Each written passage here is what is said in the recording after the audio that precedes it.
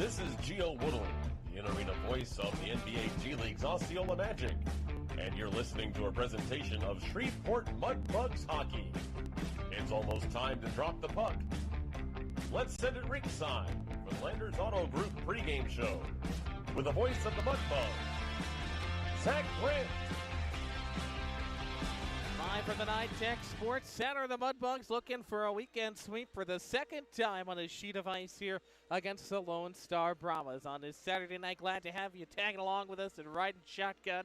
I'm Zach Graham, voice of the Mudbugs, alongside Duncan Welker, who will be joining me in a few moments on the Mudbugs warm-up show, driven by Landers, Dodge, Jeep, Chrysler, Ram, and Fiat. It's a big game last night for the Bugs, a 3-0 victory, gets them ever closer to that final playoff spot in the South Division. The scoring started off early in period number 2. Liam Wolf-Talby got a great feed from Lopez Corsi and Ryan Barrett to open up the scoring. The blue line, it's Barrett, now leaves off for Lopez Corsi, centering feed down the slot, they score! And the Bugs strike first with Wolf-Talby streaking down the slot. He's got goal number 5, and it's 1-0. That put the Bugs up and opened up the scoring. Couple of good chances for Lone Star. Ethan Phillips solid in net. And then Jonah Jasser got a turnover at the blue line, led to a breakaway chance in the final 89 seconds of period number 2. He sniped it and made it 2-0. In front of the family, here's Jasser down the slot, goes backhand shot, and he scores. And the Bugs double it up. It's 2-0 as Jonah Jasser on the breakaway gets his 9th of the year, and it's 2-0 with 1:29 to go in the second. That put up the Bugs 2-0. And again, Ethan Phillips big in that third period. And then in the final moments of the game, Remy Pusateri, he put the icing on top of the cake with an empty net goal, his second of the season against these Lone Star Brahmas. Down from Oliver, now a shot rifle from the blue line, and it goes in, a big goal, almost 200 feet, and the Bugs are up 3-0 with 1:12 to go as they rifle it. That was Remy Pusateri again with the goal, his third of the season, second time again in the empty net, put the Bugs up 3-0 despite being outshot 36-15. Ethan Phillips big in net, again 36 saves for him in the shutout.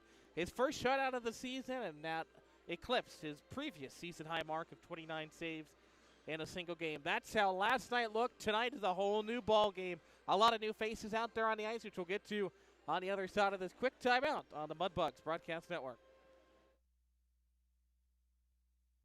Hey Mudbug fans, this is Duncan Welker with the Shreveport Mudbugs. DeFata & Associates Investigative and Risk Analysis Services has been conducting professional and private investigations for over 20 years. They offer both a full range of services to both businesses and individuals. Whether you need an investigator for a personal matter like a child custody case or suspect an internal theft problem within your business, DeFata & Associates can get you the information you need. Call Jerry and the team today at 318-635-9944 to talk about your case, or visit them online at defatapi.com.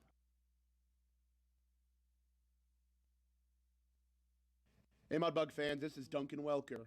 Down Home Meats is a proud corporate partner of your Shreveport Mudbugs. Whether you're grilling outdoors looking for a hearty or flavorful sausage for breakfast, a gumbo platter, or anything else, Down Home Meats has the perfect sausage for all occasion. Once again, that's Down Home Meats in the Stonewall, Louisiana area, and available at all major grocery stores. Down Home Meats, the perfect old school smoke flavored sausage, and doing old school sausage the way it was meant to be. This is Mitchell Reed, and you're listening to the Shreveport Mudbugs hockey on NATV and the Mudbugs Audio Network. Alrighty, welcome back here to the NYTech Sports Center just outside of Dallas, Texas, as the Bugs and Brahmas set to rematch on this Saturday night after the 3-0 win for the Bugs last night. Now, Duncan, as we approach the game, crazy time of the year, we're under 20 games to go. The standings are within a few points, basically from 3rd all the way down to 8th. Not much separation there, but on top of that, not only on the ice do we have some changes, but some crazy things going on off the ice as well with the trade deadline happening this week. Of course, the trade deadline was, well, actually last night. The trade deadline ended last night on Friday. And, of course, some news to report on that front. Of course, Ty Easton going over to the Rochester Junior Americans for future assets, so we get some future assets here in the Arklets. So that's good stuff. On the other side, Carter McKay heading over to the first place Austin Bruins. And, of course, Carter McKay, former assistant captain of the Bugs. He heads over to Austin, Minnesota. Wish both of them the best of luck as the season goes along. But on the positive side of that, in a trade announced earlier, well, not announced, but announced the boys and announced among the team, we have a new face in not only the lineup tonight, but also as a Mudbug. Number 20, Charlie Birchfield. He'll be joining us, well, tonight, actually. He'll be the all-important extra forward right there in the lineup, which we'll get to a little bit later on. And one unfortunate news to report as a result of Mr. Charlie Birchfield joining us here this weekend and for the rest of the season. With that comes the unfortunate release of number 20, Gordon Guerrero. Unfortunately, it's one of the more brutal parts of hockey. And speaking of a brutal part of hockey, another release, at least to my knowledge, that's how it has been worded to me. Number 72, Alexander Perrin, also leaves us. But nonetheless, we wish the best of luck to all parties involved, both Gordon Guerrero and Carter McKay, as well as the futures of Gordon Guerrero and Alexander Perrin. But of course, Zach, we welcome number 20, Charlie Birchfield, to Shreveport. And personally, I got a chance to talk to him. Just an upstanding young man. I do mean an upstanding young man. He comes in tonight at 6'1", 185 from Brighton, Michigan. And fun fact, Zach, and this is really for my sister listening, born on September 4th, 2005. So he's one of the older guys on this team. But hey, September 4th birthday is always good in the Welker household. But nonetheless, Zach, Charlie Birchfield joins the Mudbugs tonight, and we'll have to see where we lay as the pregame festivities roll on. It's Star Wars night, Zach, here in North Richland Hills, Texas, just a far stone's throw away from the Dallas-Fort Worth area. Speaking of which, Zach, I heard you went out to TCU basketball game. I did, absolutely. Being a UCF graduate, well, I like doing it anyway, but especially as a UCF graduate, getting to take in the games at as many of the Big 12 sites as I can. So headed over this morning to watch the TCU Kansas State men's game. Kansas State was favored by almost 10 points in that game, and they led for 39 minutes and 56 seconds. And for those of you who might not be basketball fans, they play 40 minutes in college. Yep. So all but 4 seconds, TCU edged about 84-82. That was a fun game, but expecting another fun one here tonight. Speaking of Charlie Birchfield, again, his second NAHL season with Aberdeen and Northeastern Generals as well. With the Wings so far this year, 4 goals, 9 assists, 35 games. We talked with Soupy about it in the pregame interview, which we'll get to in a moment, but he just has a great veteran presence, especially at the faceoff dot, and that's where the Bugs really wanted to see him shine. Absolutely. The faceoff dot is where the help is needed the most. Of course, one of the things I talked to Soupy about, honestly, throughout the season is sometimes he'll leave it up to the guys to take the faceoff, and some guys are stronger than others. And in my opinion, there's a good to that and there's a bad to that. Of course, the bad being the Mudbugs definitely need that help in the faceoff circle, whether it's at neutral or the dots, wherever have you. Mudbugs need that help, and Charlie Birchfield can do just that. And just on a personal note, I definitely like the veteran presence of Mr. Birchfield, because he came in this afternoon, 3 pairs of blades, and that's just the equipment manager side in me. Very happy to see that he has backup gear, because some guys don't have it, but that's okay. They'll learn as they go through their hockey careers, Zach. But no, in actuality, I'm very excited to see what Mr. Birchfield will add to this Mudbugs team, this Mudbugs roster, and really just as we go along and as we try to get up on there into the playoff spot. Right now, we sit in 5th place right behind the Corpus Christi Ice Rays with 42 points. So luckily, we do have a game in hand on most of the teams. The only one, to my knowledge, that we do not have is the Oklahoma Warriors, who I believe have now 39 games played on the year. So we'll have to see where things lay. But no, it's under 20 games left in this season. I'm excited, and definitely getting excited here as we inch closer. So that's all I got on my front, Zach. Absolutely. We'll take a quick time out. Our conversation with head coach Jason Soupy Campbell is on the other side as we count you down. Bugs and Brahmas on this Saturday night for North Richland Hills on the Mudbugs Broadcast Network. Are you looking for the perfect place to host your next event? Whether it's a birthday party, corporate get-together, school trip, or any private celebration, George's Pond at Hirsch Coliseum has you covered. From ice-level excitement to unforgettable memories, your group will have an experience like never before.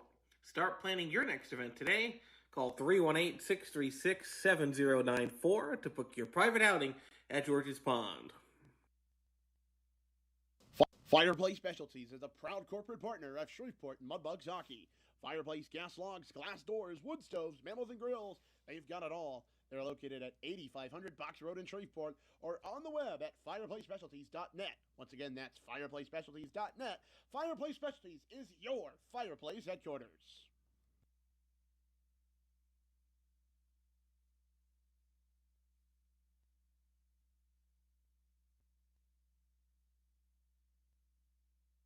Hey, Mudbug fans, if you're looking for the perfect spot for a birthday party, corporate event, school trip, or any other private outing, just call us at George's Pond here at Hirsch Coliseum at 318-636-7094 to book your event today. Once again, that's 318-636-7094 here at George's Pond inside Hirsch Coliseum.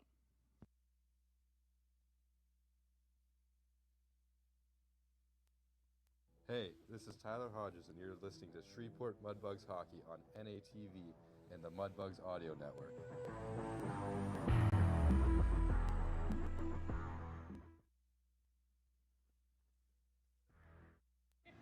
Back here on the Mudbugs warm-up show, driven by Landers. Now talking with Bugs head coach Jason Soupy Campbell. Now, Soupy, big win last night, 3-0, first game of the series.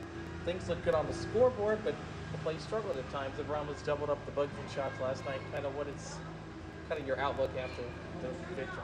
Yeah, I mean, we did. We gave up too much in the D zone.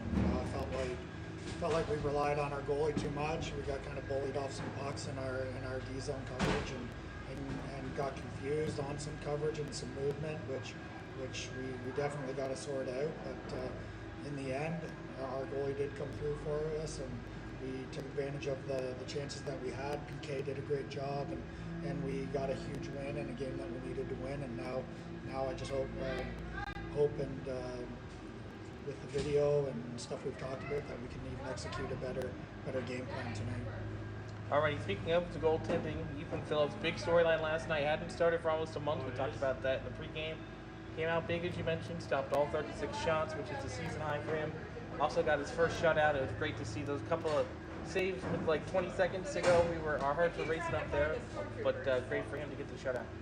Yeah, again, that's just kudos to him because he's been constantly preparing for that next opportunity. And that goes for any player, any sport you're playing. Like, you may not see minutes every game, you may not be in the lineup, but you just have to prepare for that opportunity when it shows up, and it showed up for him, and he showed out.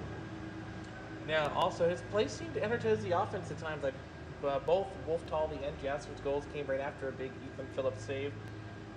Looking back to your playing days, being out on the ice, what kind of energy does a goaltender playing like that kind of bring to the skaters? It's great, not only on the ice, but even on the bench. The boys are like, attaboy, Philly, attaboy, Haji, whoever's in there, they're just like, there's a big one for us, boys, come on, let's. And even on one of the goals, he got a little skin on their forecheck and gave our D-man, or I can't remember who it was, coming behind the net a little more time and space to skate away with the puck. So not only a big save, but he's also getting a little skin on guys and helping our breakout a little bit. Now we talked last night about going 1-0 at this point in the season. The boys did that, now have a chance to do it again. Kind of what's the key for tonight as you look? We got to be better than we were last night. That we gotta win more races to the puck and get better body position so we can have more puck possession. Our special teams are gonna have to be good again. We're gonna have to be disciplined, stay out of the box. But we just need to be harder to play against tonight. I think that'll be a key to having some success tonight. Yeah, this is a crazy time of the year. We're under 20 games to go. Things are heating up in the standings. And then off the ice, of course, a big day last weekend. Few faces have left the Bugs. But we've got an exciting player that's arrived. He'll be in the lineup tonight. That is Charlie Birchfield, 6'1", 194 his second North American Hockey League season. He's got 15 points so far this year. For the Bugs fans watching at home, what excites you about him looking on film? Well, he's a centerman that's been really good on the dot this year, so we can rely on him to hopefully win some big face-offs for us. He's got great experience. You know, he'll be a good leader, and just not verbally. You know, he'll be a guy that can go out there and lead by example. He's going to really work hard. He's going to get his nose dirty. He's going to play gritty, do all the dirty things that you need to do to win playoff hockey games and get in the playoffs. In our case, right now. So we're really excited to have him. It was a late opportunity that came up, and we're happy to have him. You know, it is unfortunate that you lose players in this process, because we love all the guys that come through here and put the time in, but it is an opportunity that we thought we should jump at, and we got him. We're happy to have him, and we're going to love him just like we love all the other guys that come through here. Alrighty, absolutely. Thanks for your time, Soupy, and good luck today. Thank you.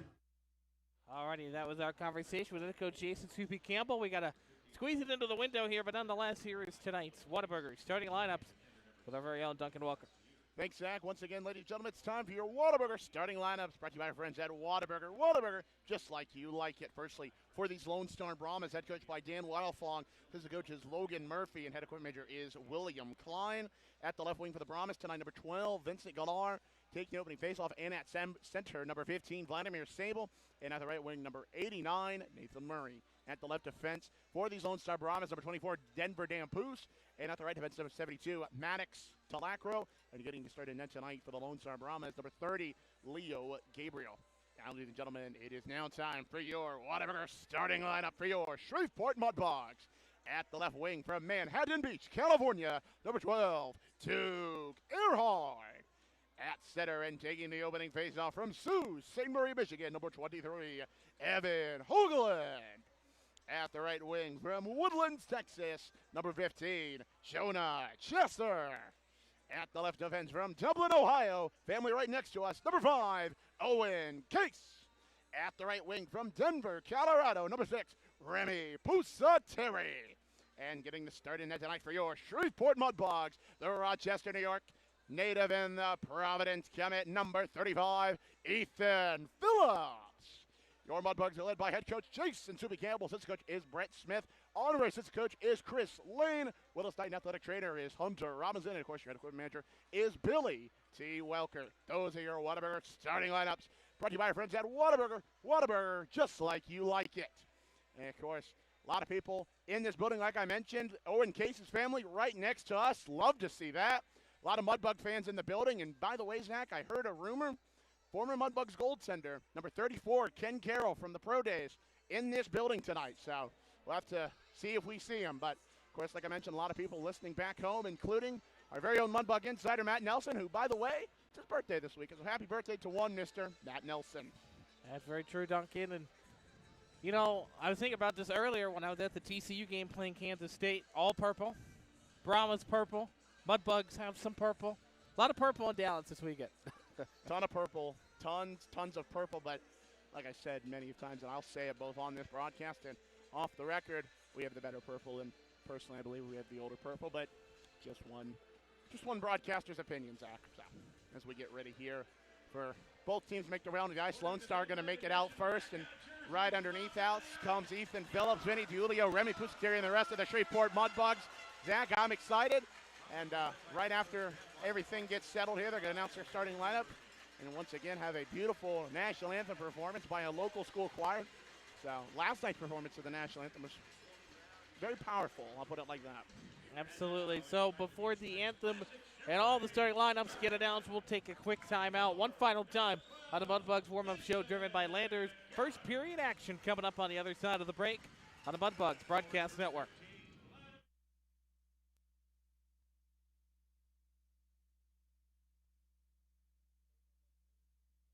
With the Shreveport Mudbugs, DeFata & Associates Investigative and Risk Analysis Services has been conducting professional and private investigations for over 20 years. They offer both a full range of services to both businesses and individuals. Whether you need an investigator for a personal matter like a child custody case or suspect an internal theft problem within your business, DeFata & Associates can get you the information you need. Call Jerry and the team today at 318-635-9944 to talk about your case, or visit them online at defatapi.com.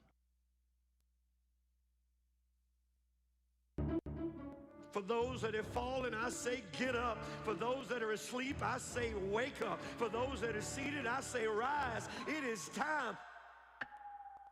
The world needs what we possess. The only hope for a dark world is the light of Jesus Christ. Let your light so shine. Thank you for tuning in to this Word of God Ministries message.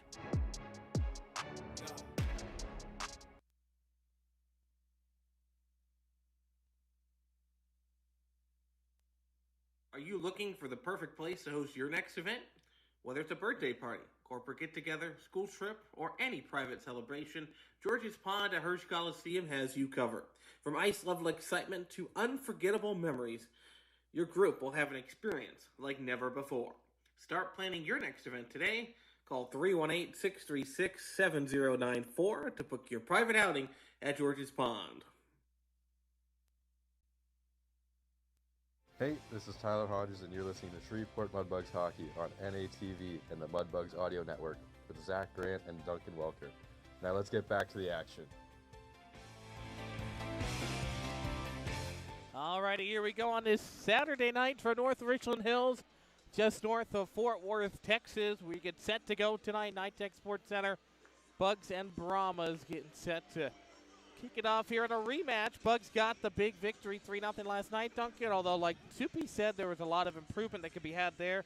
And again, the big thing I think coming into this one, Bugs looking for their second straight sweep in this building. Absolutely. And of course, that game back in November was a lot closer than obviously we wanted it to be, but a lot closer in terms of, well, a lot of things, Zach, in terms of shots, in terms of goals, in terms of penalties actually as well, which last night was 3 penalties, all on the Mudbugs, which I found interesting. We both found it interesting. It had to be some form of a record, as very few penalties in a Mudbug Brahma game. That's something that's something you tune into a Mudbugs hockey broadcast where you never know what you're going to hear or see as we get ready. Of course, Brahmas are in their black uniforms with the Brahma bull on the front. And of course, the Mudbugs are in their white uniforms with the fleur-de-lis going across the bottom, and the Bugs with the claw replacing the U, as their jersey with the side patches being the Mudbugs word mark on the left and the 318 being on the right. Helmet-wise, purple Mudbug letter word mark. Getting ready to get underway here. And Zach, personally, brother, I'm excited. Evan Hoagland on the faceoff for the Bugs. And Zach, I don't know about you, brother, but let's get her going.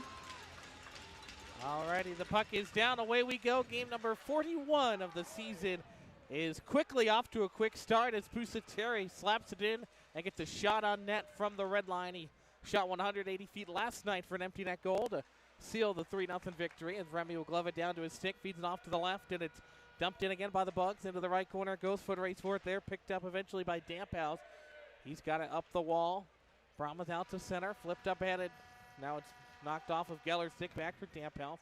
Slides it back across far side, chipped into the zone. In over the line this time is Geller. Geller into the corner, shoved off the puck by Remy. Picked up by Hoagland. He'll drop it back and take a check. But it goes into the center for Owen Case, who feeds it up to Roberts, who gets a touch on it at center ice. Eventually has to play it back into his zone, and Sable will corral it. Owen Case picks up the loose puck, whiffs on the clearing attempt in the corner. Below the goal line, it's played back up the near side wall for Sable. Sable turns and fires from the hash mark. He pushed it wide. Comes far side for Oliver. Oliver goes off of the referee right to the stick of Owen Case, who plays it up to the blue line. Brahmas on a 3-game losing streak, their longest of the season, and get knocked off the puck there with Roberts as he lost the puck as it goes squirting into the corner, where it's eventually tracked down by the Brahmas. Peterson has it up for Isaacson at center. Leo Isaacson, the leading scorer for the Brahmas, was held off the boards last night. This one's dumped ahead. Into the corner it goes. Picked up by Evan Adams, back of Phillips. Off to his right. We'll stick it back to the left now. To the corner for Adams. Up the wall for Gerhard. Taken away from him at the circle. Centering feed, but nobody was home for the Brahmas. A minute and a half into this. Chipped up off the top of the glass to Kriski in a battle for it with Nadradine. The Kriski will swing it off to the left for Gerhard. Up the far wall at center. It's taken away again by the Brahmas. He'll dump it back into the offensive end as Mitchell Reed again will track it down. He overskated it, and it goes into the corner now for Jake Tavares, who plays it up the half wall. Bugs trying to clear it out. Adams tracks it back below the goal line again. Stolen away by Tavares. Right corner. Works up the wall towards the blue line. Now to the high slot. Taken away by Vinny as he will just barely play it out to the center logo there. Nadradine escaping the back check of Griner. Gets knocked down, does Griner, but now it's Lucier. Brings it in. Down the side, Lucier with a toe drag, and he's knocked off on a second chance opportunity. That time, as Willie got a piece of it. Set back up top for Nadradine, who fired one from the point. And Phillips didn't see it at first with the screen from Tavares, but he eventually pounces on, and that's our first whistle with 17:40 left in the first. Ooh, 3 minutes gone by. Ethan Phillips continuing his performance from last night, finding the wherewithal to cover up the puck there, as it was in a bit of a scramble, not going to lie. Not too much of a scramble as the rugby scramble, of course, that the Six Nations are going on in World Rugby, but just a good wherewithal there from Ethan Phillips. Zach Wilson controls the draw. I'd like to remind you that this first period tonight brought to you by Advanced Air Conditioning and Heating, offering installations, repairs, and maintenance for homes and businesses in the area. Log on to AdvancedAC.com. That's AdvancedAC.com. Liam Wolf-Talby out there got his first goal in a while last night. Got the Bugs on the board first before Jonah Jasser followed up with a breakaway goal, and then Remy with a third goal. Off an empty end as that shot is sent off the side of the net, but eventually still controlled by Scanlon. A work up top for Damphouse, fired from the left circle. Phillips got a piece of it, sent it over to the wall, far side. Up the half wall it goes, held in, and a big check delivered there. Get knocked down to the ice that time was Jackson Vates, as that was Zach Wilson patrolling, sending the body on him. Now Barrett shoved off his puck at the blue line. Lopez Corsi will dump it in. Back of the net, Leo Gabriel to play it.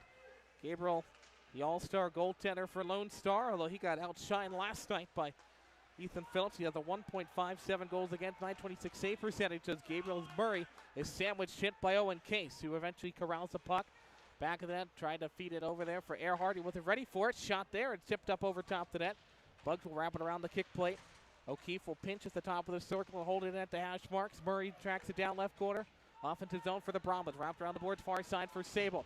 Sable shoved off the puck by Hoagland. Already can see some big game plan differences for the two teams as Remy whiffs on it, goes down as he blew a tire that time, and then banks it off the glass. Up for Earhart, who got a touch on it at the blue line, but eventually turned over for Oliver. Oliver plays it back for Sable on top of the red line, far side, right in front of the benches. Will drop it back for Remy.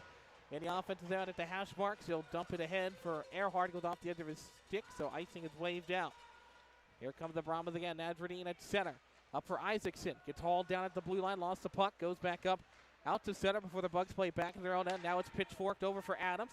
Adams tried to hit Sakrisky on an outlet. Icing is washed out as it goes wide of Chase's stick all the way down into the corner. Capano plays it for the Brahmas. Sends it around the boards near side for Isaacson. Isaacson left circle. Back for Nazardine in front of his netminder. Drops it off below the goal line again. Picked up by Eric Alexander.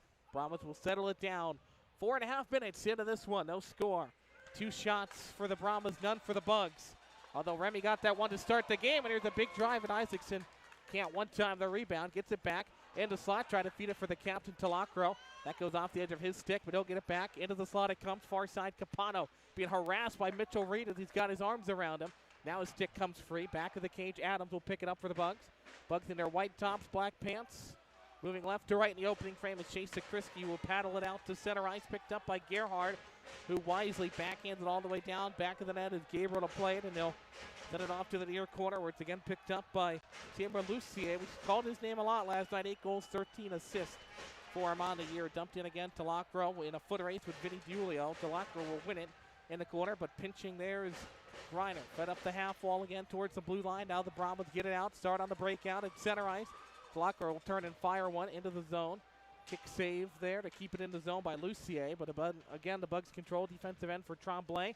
Tried to backhand it out of the zone. It stayed in by Damphouse. In the slot, Lucier's shot is blocked in front, never got to Phillips.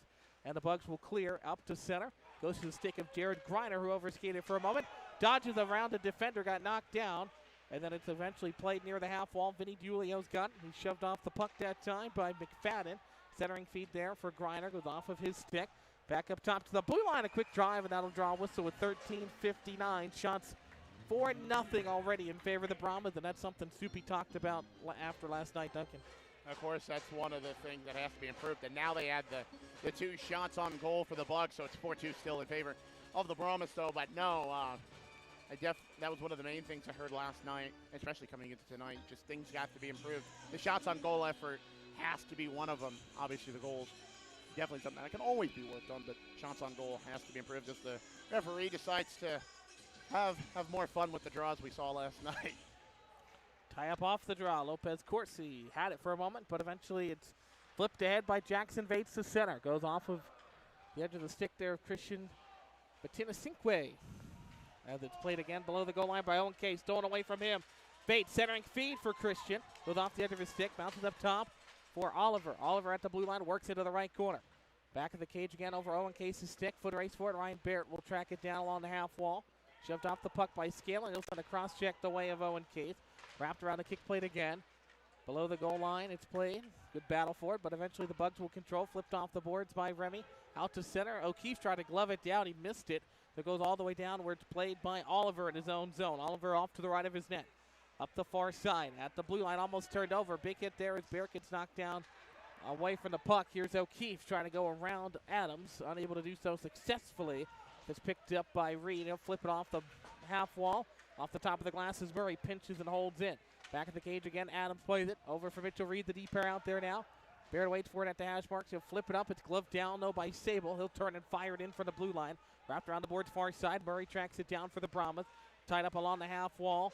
Again, trying to poke it out of the Bugs, but the Brahmas will keep that offensive zone pressure. Into the slot it comes.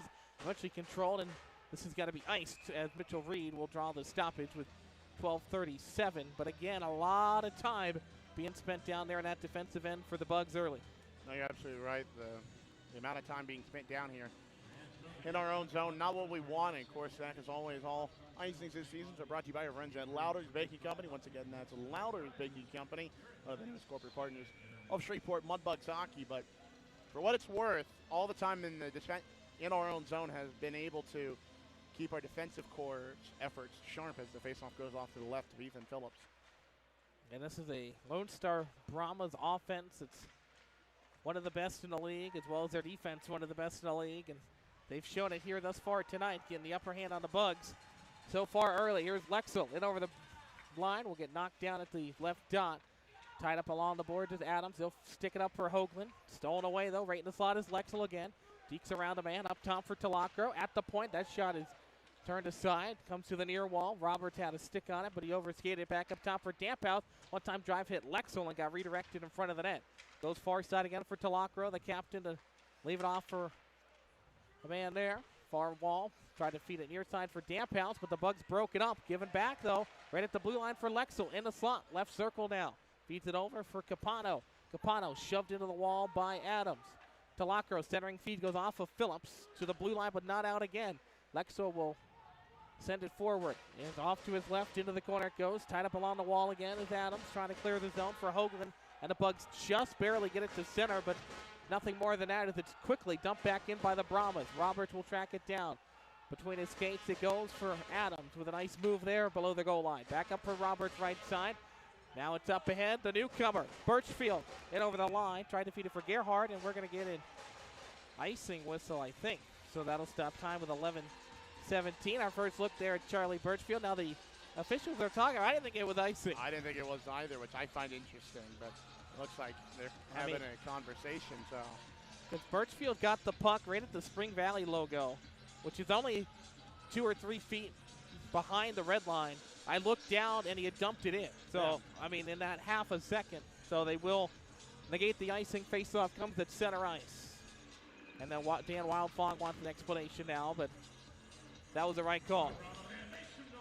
So here is Birchfield, the man we talked about. Wanted to see him be good on the center ice face-offs, and that time the Brahmas will win it, but Zach Wilson will corral at defensive end. That's what you want to do if you're a center. If you don't win the draw, at least get it to a teammate. Here's Roberts in over the line right side. Fires one that's tipped off the top of the glass. Gerhardt, left corner. Tied up along the ball. It's picked up by Alexander. Oliver works to his near side. Changes direction back to the left for O'Keefe. O'Keefe up the wall. Icing potentially until it's gloved down at the blue line by Wilson. Wilson can't clear it. And it's brought into the offensive zone. Centering feed for Vates. Couldn't corral it cleanly. He had a grade A chance there. And Roberts will play it up for Grayson Gerhardt, and Gerhardt will dump it and go off for a change. Gets shoved into the boards there as he goes off to the bench. It actually helped him get to the bench faster, so we'll take it. Far side. It's brought in now by McFadden. Blue attire goes down. Crowd wants a call, rather, but instead we play on as McFadden will try to stick it down. It comes back out to center. Almost midway through the opening frame. No score. Bugs and Brahmas. Shots 5-2 in favor of Lone Star. The Brahmas doubled up on shots on the Bugs last night, and so far have the upper hand offensively. And now Pusateri will corral the loose puck, and he'll hurry it up the middle of the ice, dumps it in. They'll chase after, takes a weird hop, goes into the crease. played there by the Brahmas, almost into their own netminder. That was dangerous there. McFadden got a touch on at his own blue line. Now up ahead for Lucier. Gains his own, drops it off for Tavares. Tavares down to the bottom of the left circle. Centering feed there. Phillips got a piece of it, just stepped right in front of it, hit him in the Bugs crest right across his chest as he keeps it out, and we stay scoreless. Back up top, Damphouse. Left point. Drops off for Lucier. Fires one through traffic. Stopped there by Phillips. Bugs will turn. Can't fire it out, though. Here's Damphouse. Bottom of the left circle. Another shot side net. Rebound, and that's gloved by Phillips. The Bugs have to do a much better job of clearing the zone of Ethan Phillips, who's facing a barrage, and it should take us to immediate timeout, but there's no signal quite yet. There it is. Okay, 9:33 left, first period. We'll take a quick timeout here on the Bugs Broadcast Network.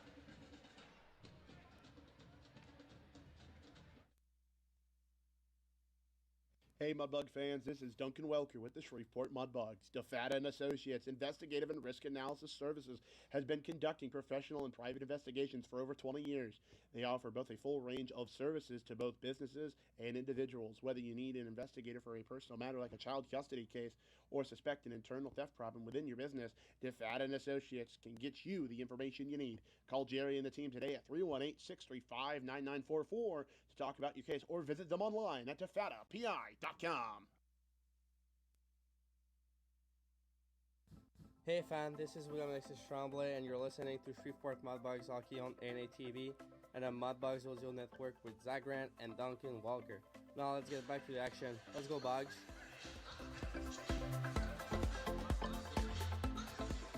Mudbugs Hockey is always brought to you by Sonic Drive-In. This is how we Sonic.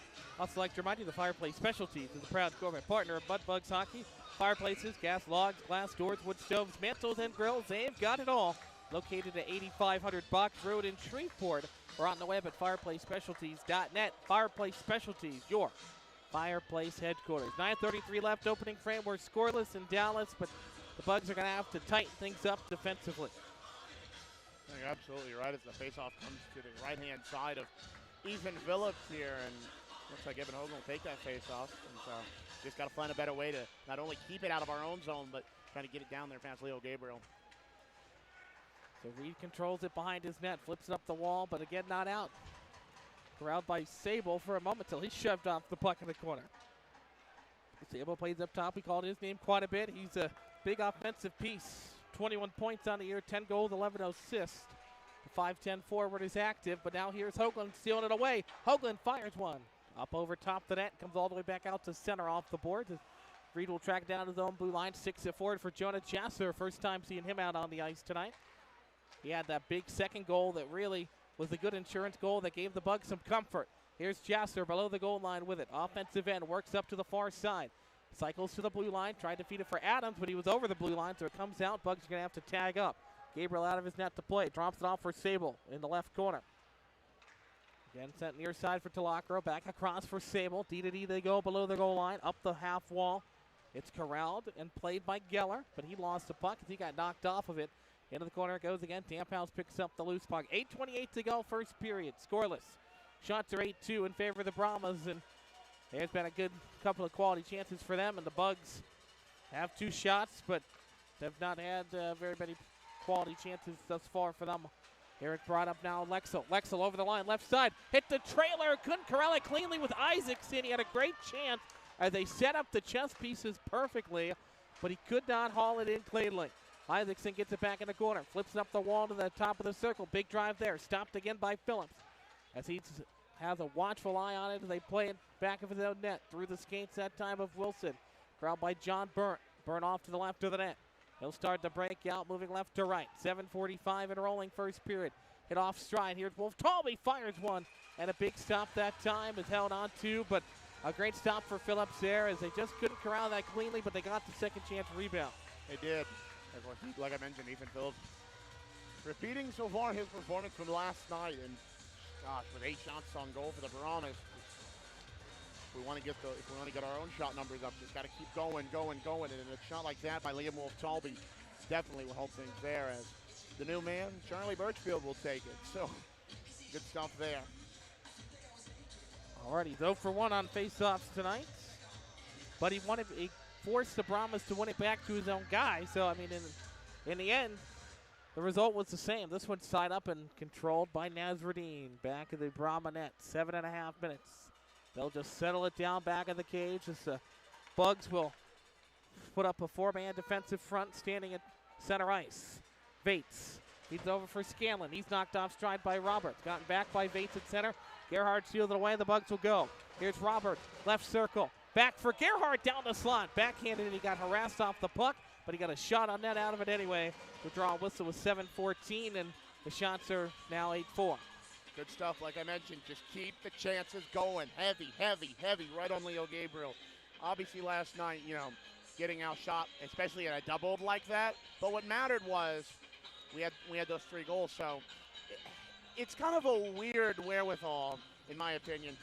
You score 3 goals, but you have less shots. So it's kind of a, is that good? Is that bad? Well, it's good with the goals, so.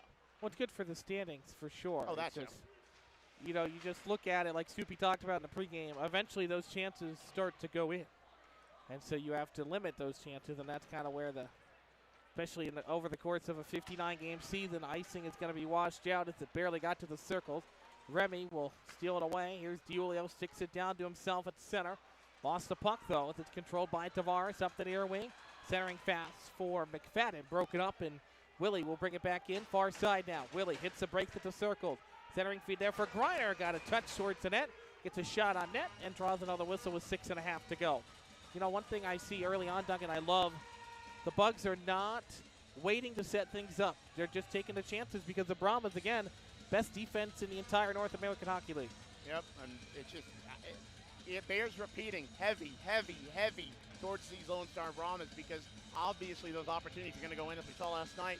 It's just, you just got to keep them going. And I sound like a broken record a lot, but it's just, it's evident. I mean, the evidence was right there last night. Heavy, heavy, heavy. Keep it moving now. Earhart sends one through the crease. Comes near side for Adams at the blue line. Will dump it around the board. Back of that again played by Earhart. Stolen away by his number 12 counterpart Geller. Backhanded by Sable into the offensive end. Reed will turn and fire. Goes off a Lone Star body and it goes into the corner. Far side. 6 minutes rolling here in the first period. Here's O'Keefe. Left point. Drive. Saved by Phillips. Aggressively out of his crease. We've talked about that the last few starts. He likes to be aggressive.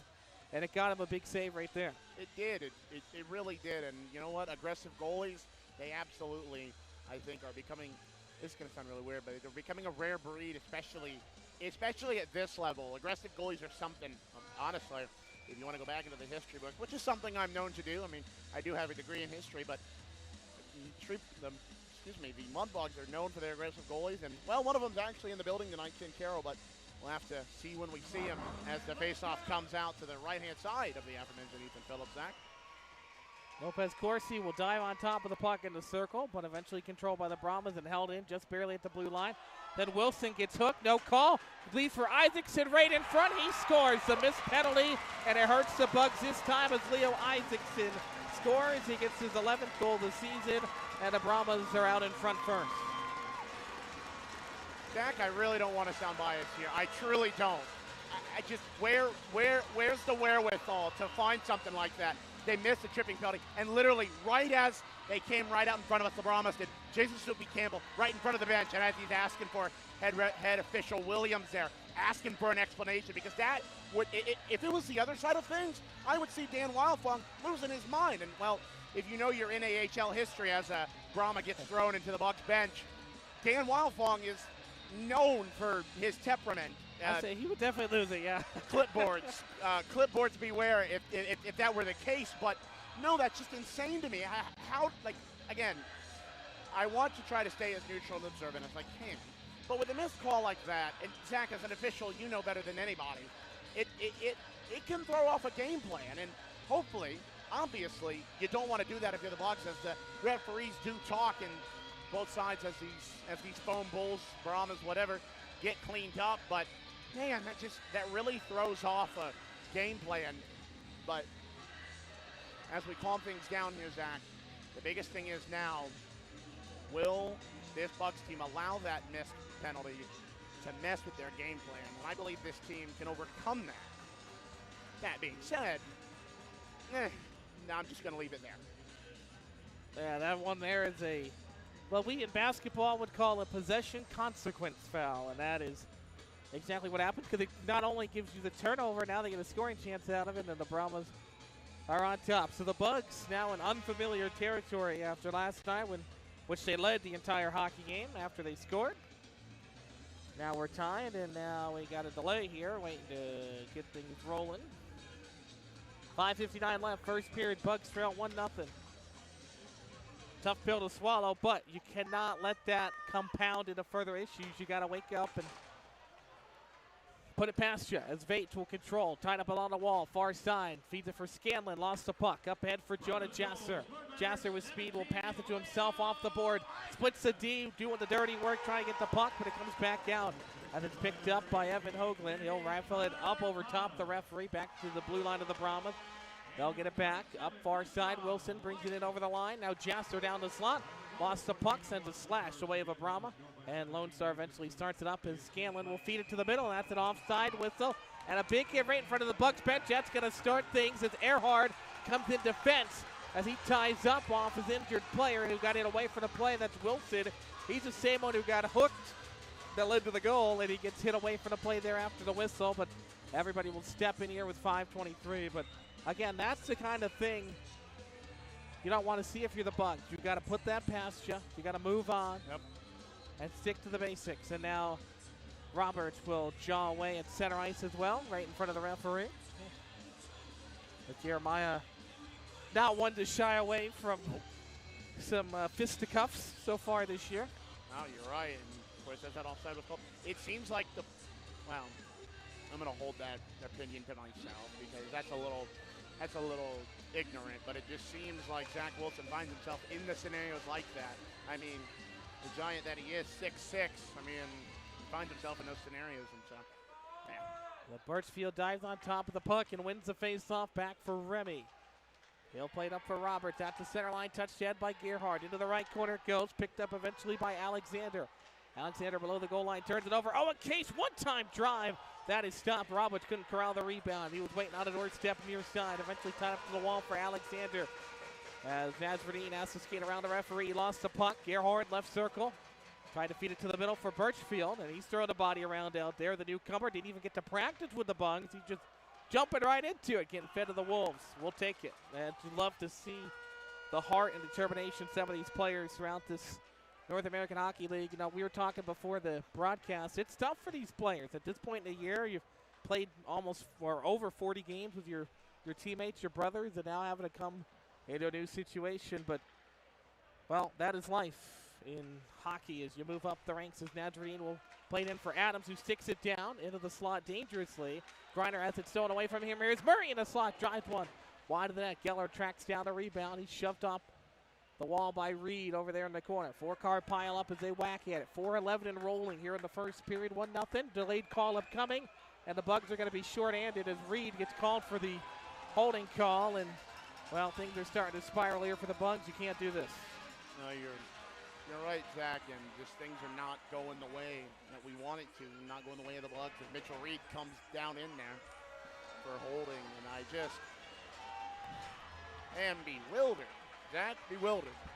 That's not the word. I didn't ask for a word this time around, but now as Mitchell Reed there goes into the box, I'm just bewildered. But obviously, as we've said in these last 3 or so minutes now, we can't let these bad opportunities affect us, especially with the missed call there, with the injured to Zach Wilson, although he looks relatively recovered there on the bench, and you just can't let it.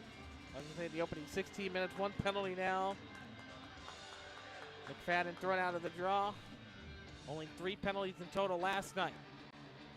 And now they will hold up the draw. Damphouse eventually at the blue line leaves it off for Oliver. In the slot, one-time drive for McFadden. Big stop there by Phillips, moving to his right, and it's rifled all the way down the length of the ice. 10 seconds into the kill. That's a good response by the Shreveport Mudbugs, his 6th best penalty kill in the league at 85%. The NAHL best power play right here for the Brahmas at 29%. As it's brought in quickly by Christian. Down the slot, lost the puck. Into the corner it goes. Rifled around the boards by Owen Case, and he just barely gets it over the stick of Oliver and misplayed it. And that goes all the way down. Much delight of his family sitting right next to us, and would have been a lot easier to interview them if they'd been in that same spot last night instead of having to trek around the NITEC Sports Center. But we love to see it. They had a big group of about 20 last night. There's still a good handful of them over there to our left. Yep. Now it's brought in again, onside. Far corner, looking for a play, are the Brahmas. They'll cycle around for Isaacson. Isaacson, high slot, Nadradine, back for Isaacson. Works the bottom of the left circle, feed the back up top for Nadradine. In the slot, will toe the line, back for Isaacson. He'll cycle it back up top, gives far side. Back for Isaacson, down the slot, swings it off to left for Nadradine, who fired one. Blocking away, went off of Adams, and it's cleared down once again with 40 seconds to go on the kill for the Bugs. Good stuff so far on this first choice personnel penalty kill, Zach, especially as Brahmas hold it, and now we're going to get moving, so. Here come the Brahmas again. This is a different power play unit for them tonight. Last night you didn't see them take very many shots. We talked about that a few times. A couple of opportunities for him as another clear for the Bugs before it got to the blue line. Nadradine will track it down back of his net. He'll just hang out like he's on an afternoon stroll in the park. With 2:19 to go. Drops it back into his own zone to the blue line for Sable. Sable up the near wing, leaves it for Murray at the blue line, onside, back for Sable, centering feet in the slot, tied up, and it's gotten back, and a shot there gets turned aside as Reed comes out of the box. Brahma still have it, centering feed there, goes far side for Talakra, who one-time drive. Phillips never saw it, went over him. Here's Nazarene with a big drive, and Phillips will step right in front of it. It hits him in the crest, and that'll bring us a whistle with 1:55. Good wherewithal from this first choice personnel penalty kill effort to keep this a 1-0 hockey game, Zach. But of course now the hardest part is, well, I say hardest, but the hardest part of this game so far, I should say, is done. The penalty has been killed. Now with 1:55, you obviously want something positive going into the dressing room. Goal would be nice, obviously. We want that, but anything positive to go into the dressing room as Birchfield takes the face-off here. Charlie Birchfield, again, joined the team today, made the trip into Dallas. Up to the blue line it comes. Big shot there, turned aside by Phillips. Again, his second full and North American Hockey League season. Played with Aberdeen. 35 games for the Wings thus far. 4 goals, 9 assists. But again, the face-offs are what the Bugs are looking to bring him in for as we get an icing whistle here as John Burt wins the race with him in at 40. Brings it all the way back down. But again, you talked to him. I talked to him a little bit as well. Great kid. Always tough to come in the middle of the season, especially like I mentioned. He didn't even get to practice. He's just out there tonight, but he's making an impact early on here. He is. Takes the face-off once again to the left, this time of Leo Gabriel on the other end. So we'll see where we lay with 1:40 left here, though, Zach.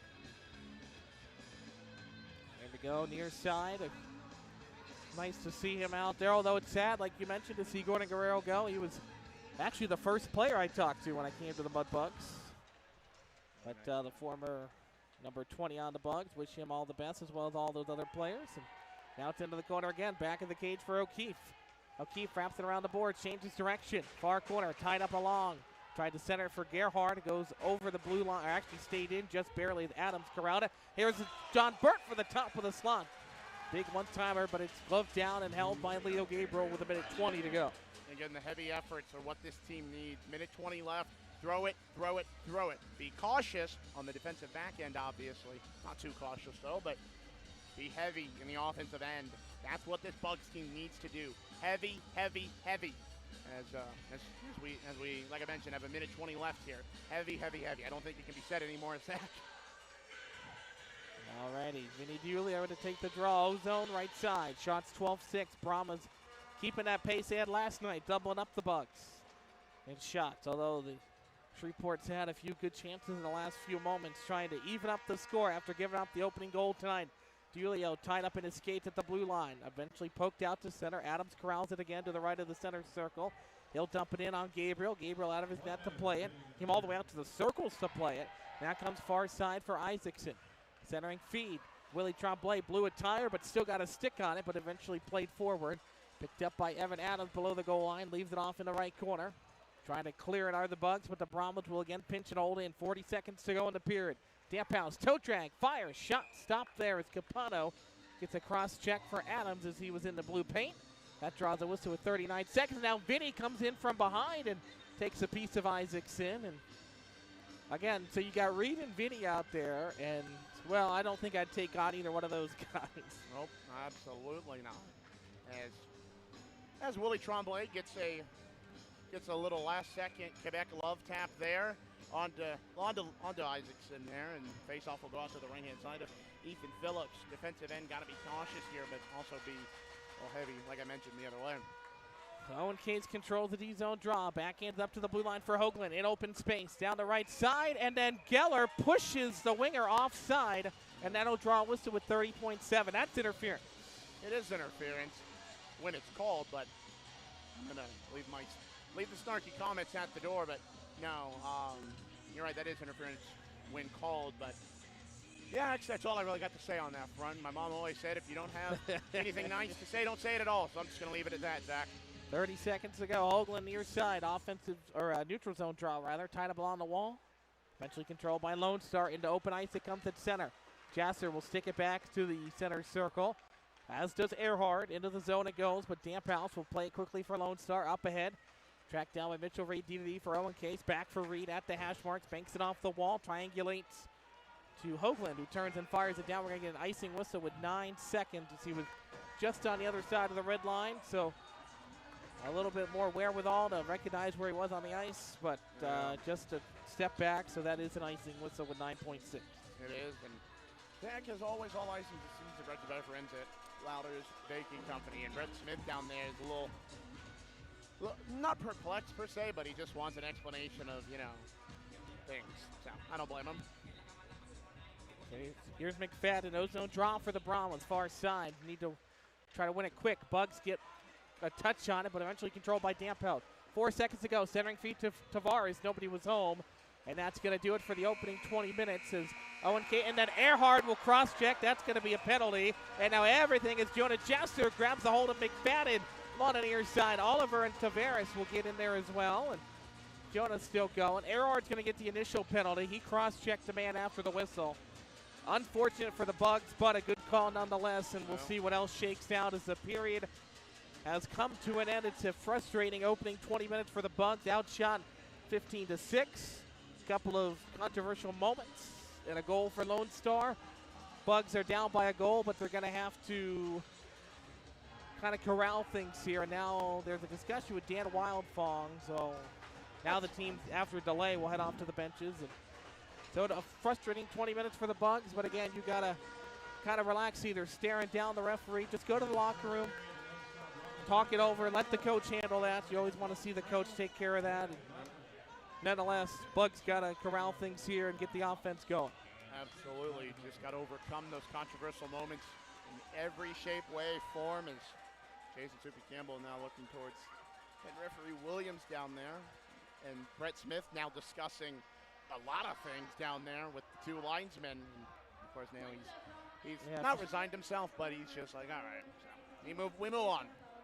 So a meeting of the minds. And as Soupy still standing up for his guys here with the officiating crew. There's been a few calls they don't like. And again, now they'll have a not as nice discussion, but Soupy standing up for his guys here. The Bugs will be shorthanded on the other side. We'll take a timeout.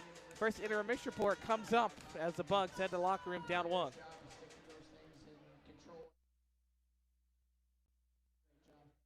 Fans, this is Duncan Welker with the Shreveport Mudbugs. DeFata and Associates Investigative and Risk Analysis Services has been conducting professional and private investigations for over 20 years.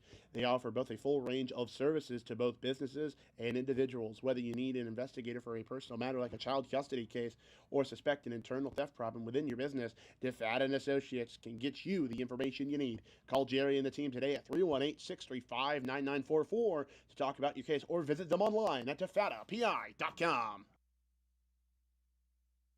Hey, Mudbug fans, this is Duncan Welker. Down Home Meats is a proud corporate partner of your Shreveport Mudbugs. Whether you're grilling outdoors looking for a hearty and flavorful sausage for breakfast, a gumbo platter, or anything else, Down Home Meats has the perfect sausage for all occasion. Once again, that's Down Home Meats in the Stonewall, Louisiana area, and available at all major grocery stores. Down Home Meats, the perfect old-school smoke-flavored sausage, and doing old-school sausage the way it was meant to be. Fireplace Specialties is a proud corporate partner of Shreveport Mudbugs Hockey. Fireplace gas logs, glass doors, wood stoves, mantles, and grills. They've got it all. They're located at 8500 Box Road in Shreveport or on the web at fireplacespecialties.net. Once again, that's fireplacespecialties.net. Fireplace Specialties is your fireplace headquarters. Are you looking for the perfect place to host your next event? Whether it's a birthday party, corporate get-together, school trip, or any private celebration, George's Pond at Hirsch Coliseum has you covered. From ice-level excitement to unforgettable memories, your group will have an experience like never before. Start planning your next event today. Call 318-636-7094 to book your private outing at George's Pond. This is Mr. Reed, and you're listening to the Shreveport Mudbugs Hockey on NATV and the Mudbugs Audio Network.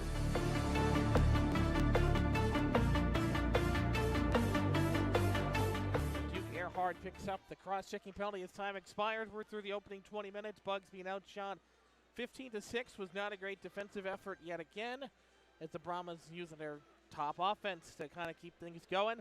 Bugs got frustrated there at the end, but again, as I said, you got to put that behind you. Oh, the opening 20 minutes is over. You still got 40 minutes to go. You're only down by a goal, despite, again, the shots being very lopsided in favor of the Brahmas. You're on the road, so in a close game on the road, again, you just got to take the opening 20 minutes. Yep. Not even the 24-hour rule. We'll call it the 20-minute rule. 20 minutes, yeah. And, you just got to go out there and play Mudbugs hockey for the second period. You're absolutely right. Play the Mudbugs hockey. Play the smart Mudbugs hockey because – and I mean this nicely, and some fans will probably get on me for this. Physical play in hockey is always needed, but you need to be smart about it. You can't, and believe me, Zach, I'm on your side in this. You can't go and cross-check a guy as soon as the period ends because refs going to see it every time. And believe me, it hurts me to say that because, obviously I want what's best for us because, well, like a wise person once told me, this is a 3-hour advertisement for Shreveport and Mudbugs hockey, Zach, but no, you got to play smart Mudbugs hockey. You can't let the temperaments flare. And in this rivalry series, yeah, temperaments are going to flare every single time. But now as we go on the first choice personnel penalty kill, when we come back to game action, it's just going to be interesting to see where things lay. But nonetheless, though, Zach, goaltending effort-wise, Ethan Phillips still doing a good job. For what it's worth, 14 of 15 shots he's thrown his way. And obviously, Leo Gabriel on the other end, 6 of 6. But no, Ethan Phillips is still doing his job, and that's something that the Mudbugs coaching staff wanted to see out of Ethan Phillips because before last night, as we mentioned, almost a month-long break for him. Let's put it like that. So it's good to see Ethan Phillips still be able to keep us tight in this hockey game. But yeah, Zach, we're just going to see how things lay when we come back to game action. Well, again, you mentioned 14 saves for him. And the one save, you can't really fault him. It's a turnover below the goal or below the blue line. And, regardless of how the turnover happens, how we get to that point, it's still a turnover at the blue line, and it's hard for a goaltender to get back, especially in that case. The Bugs were trying to break out with Wilson, so everybody's down ice on the other side of the goal or the red line at center ice. So really, you got one player to beat, and that's the goaltender if you're Isaacson. Yep. Well, Zach, we're gonna just see how things lay out here, and I don't get me wrong. Despite being down 1-0, and despite just about everything else, still excited. It's still Mudbugs hockey. So absolutely. Yep. Sorry, brother. I was going to say absolutely. This first intermission report brought to you by North Caddo Express Lube and Vivian, offering oil changes, inspection stickers, transmission services, vehicle and key fob batteries. Mention a discount code Mudbugs25 and get 10% off your service. Call 318-375-5823 for more information. With that in mind, we'll take a quick time out on the other side. We'll sit down with our player interview in this first intermission. On the other side of the break, you're listening to Shreveport Mudbugs Hockey on the Mudbugs Broadcast Network.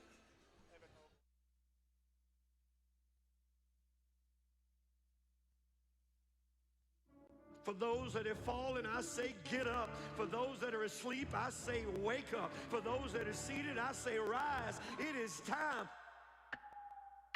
The world needs what we possess. The only hope for a dark world is the light of Jesus Christ. Let your light so shine Thank you for tuning in to this Word of God Ministries message.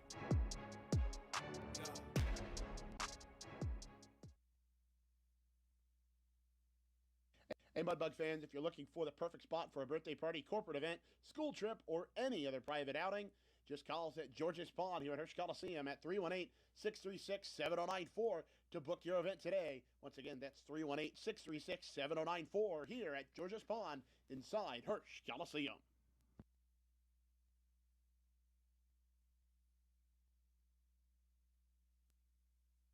Hey, Mudbug fans, this is Duncan Welker with the Shreveport Mudbugs. DeFata and Associates Investigative and Risk Analysis Services has been conducting professional and private investigations for over 20 years. They offer both a full range of services to both businesses and individuals. Whether you need an investigator for a personal matter like a child custody case or suspect an internal theft problem within your business, DeFata and Associates can get you the information you need. Call Jerry and the team today at 318-635-9944 to talk about your case or visit them online at DeFata. This is Mr. Reed, and you're listening to the Shreveport Mudbugs hockey on NATV and the Mudbugs Audio Network. Tonight's first intermission report is always brought to you by our friends at the North Counter Express Lube in Vivian, offering oil changes, inspection stickers, transmission services, and vehicle and key fob batteries. Mentor discount code MUDBUGS25 and get 10% off your service. Call 318-375-5823 for more information. Now, I know that we lied to you and said that we were going to talk to Evan Hoagland, but Duncan Welker, well, he found a little friend here in this intermission. Yes, I did. And, well, for those of you who have been around since, 1997, well, let's be honest, a little long, well, not a little longer than that, who's been around since the CHL, WPHL days will know this goalie by heart. He was number 34 in your programs, on your game sheets, and whatever else, but he's number one in the hearts of every Mudbugs fan. Number 34, Ken Carroll. Kenny, welcome in. Thank you, buddy. How you doing? I'm doing all right. Awesome. How are you doing, sir? I'm good.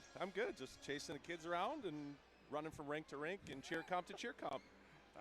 Cheer competitions. I'm sure my dad has fun memories of that. 100%. I was about to say, I know I do. But anyways, Kenny, so thoughts on the first period from a Mudbug standpoint side of things? I think we'd probably like to reduce the number of turnovers in our own zone and get pucks out. But, I think they had some chances and just didn't bury. But overall, I think it was a good road period. How about that? That works. And I'm gonna ask your thoughts on this.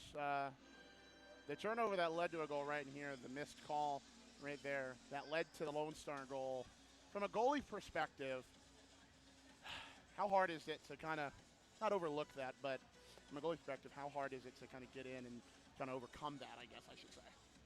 Yeah, and I honestly, Duncan, I missed what happened. I don't know if it was offside. It was there was a hold in the zone. I didn't quite see it, but it was a kind of a play where, and forgive me, I don't know the goalie's last name, but left out to dry, and he was kind of like he's left all by himself. Ethan Phillips. There you go. So, but you know what? He played well the first period. Stopped 14 of 15 through the first period. So he's played really well, and I don't think it bothered him too much. He bounced back pretty quick. No, he absolutely has, and like you mentioned, like we've mentioned on this broadcast, 14 of 15 so far, and doing a pretty good job of trying to repeat his performance for the most part from last night's effort. 3-0 win against these Lone Star Brahmas. So, Kenny, want to ask you. Obviously, I asked you how you're doing, but what else is going on in the world of Ken Carroll? Not much, man. I honestly, I'm selling commercial playgrounds. I got out of the hockey business about 2 years ago with the Stars. Just I was running, family dynamics. It was 24/7 running a rink, and I was missing out on Harper stuff and missing out on Hudson stuff, and so I needed to change, and so now I'm selling commercial playgrounds, municipalities, churches, schools, you name it, anything in a park. So it's going back to my childhood. Commercial playground. So I'm just gotta recap that. So go from one of the CHL top goalies to commercial playgrounds. You know what? I think that's a career path that not many predicted for you, but you know what? I think it's a career path that fits you, Kenny. But you know what? I love it. I do. I still get a chance to go out with Hudson's hockey team every once in a while, and in fact, I'm going out in the morning with them, so I still get my fill of the hockey side of it. It just honestly burnout set in, and it was time to move on and make a change. Yeah, no, absolutely. Of course, the coaching staff of this team definitely hadn't got sick of it. You got Soupy down there and Brett Smith, first year assistant coach. He came from Canada from selling cars. So that's always a fun one. And of course, my dad's going to be in this until the day he dies, if not longer. Of course, I'm sure my family's watching home. My mom, my sister. But no, Kenny, it's good to have you here. It's great to see you, buddy. So hope you're doing well. Hope the family's doing well. So thank you for joining us here on the North Caddo Express Loop First Intermission Show, bud. Absolutely. It's a pleasure. Thank you for having me on. Absolutely. Of course, ladies and gentlemen, we'll be back with more after these messages here on the North Caddo Express Loop. You're listening to Shreveport Mudbugs Hockey here on NATV and the Mudbugs Broadcast Network. Hey, Mudbug fans, this is Duncan Welker with the Shreveport Mudbugs. DeFata and Associates Investigative and Risk Analysis Services has been conducting professional and private investigations for over 20 years. They offer both a full range of services to both businesses and individuals. Whether you need an investigator for a personal matter like a child custody case or suspect an internal theft problem within your business, DeFata and Associates can get you the information you need. Call Jerry and the team today at 318-635-9944 to talk about your case or visit them online at defatapi.com.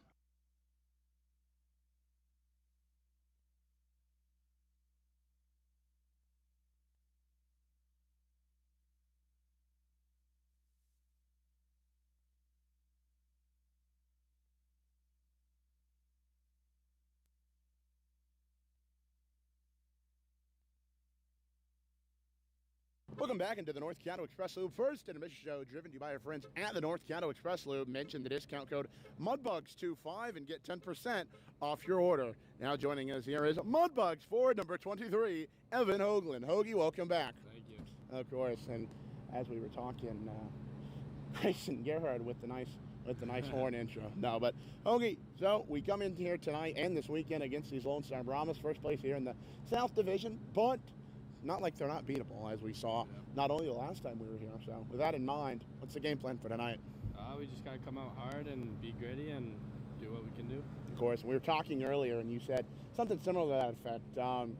What's the scouting report on these aforementioned Lone Star Brahmas? And I say that because it's not like we haven't seen them before. Like I mentioned, we saw them back here at the NITEC Sports Center in November, and then, of course, we saw them at Georgia Spawn inside Hirsch Coliseum in December.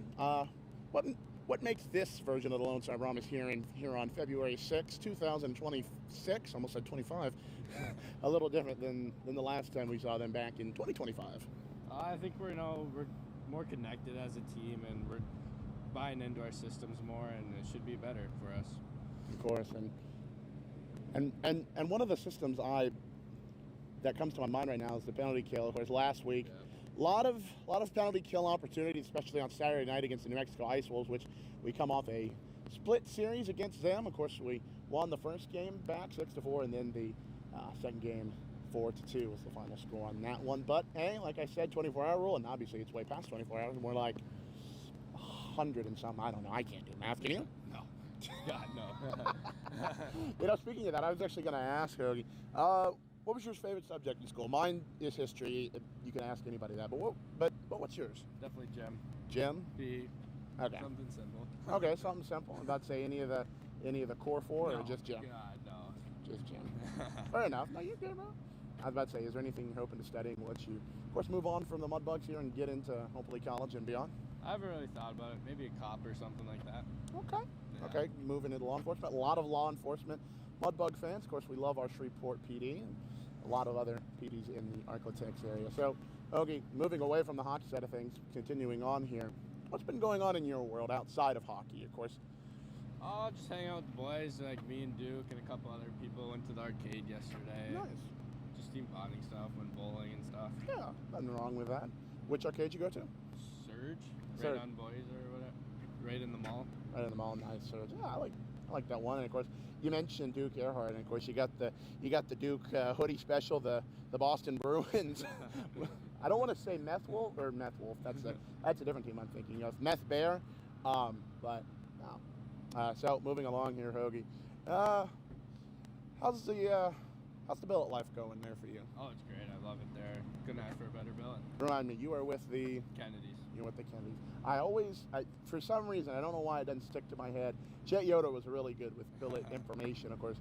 In saying that, though, all of our billets are great people, and I'm sure, and the Kennedys, Yeah. Great people as well. So, Hoagie, I'm going to ask you a few more questions, and I'm going to let you get going rather here. Excuse me. First thing I want to ask, are there any players on this Lone Star team you're looking towards? Not really, no. Not really? No. Okay.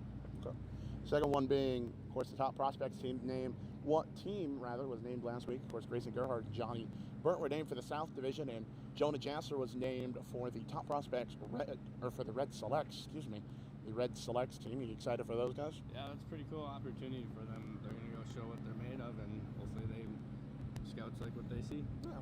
I was about to say, who are you going to be rooting for in that, if they inevitably do face, which I think they will, but I'm not 100% I got to go with my line mate, Jasser. Jonah Jasser. All right. Jonah Jasser and the Selects Red team. We're going to be rooting for them. All right. Odie, last final question I got for you here. It is February time. Of course, it's Mardi Gras season. We're getting ready to wrap up on Mardi Gras season, which I really wish we would have worn those Mardi Gras jerseys, but the snow Mageddon and all that. But you know what? We're going to have that chance March 6th and 7th. But moving along from that, it's also Valentine's season. You got anybody special out there in mind? Yeah, I got my girlfriend back at home. Girlfriend back at home? Yeah. You want to give her a shout real quick? No. It's all right. She's going to be mad when she's watching this, but no, that's all right. I heard the voice crack. It's crazy. Hoagie, but I appreciate it. All right, and of course, Hoagie, thanks for joining us here on the North Caddo Express Loop First City Miss Show. Good luck, not only tonight, but the rest of this weekend. Thank you. And of course, ladies and gentlemen, we'll be back with more here on the North Caddo Express Loop First City Miss Show. You're listening to Shreveport Mudbugs Hockey here on NATV and the Mudbugs Audio Network. We'll be back in a moment.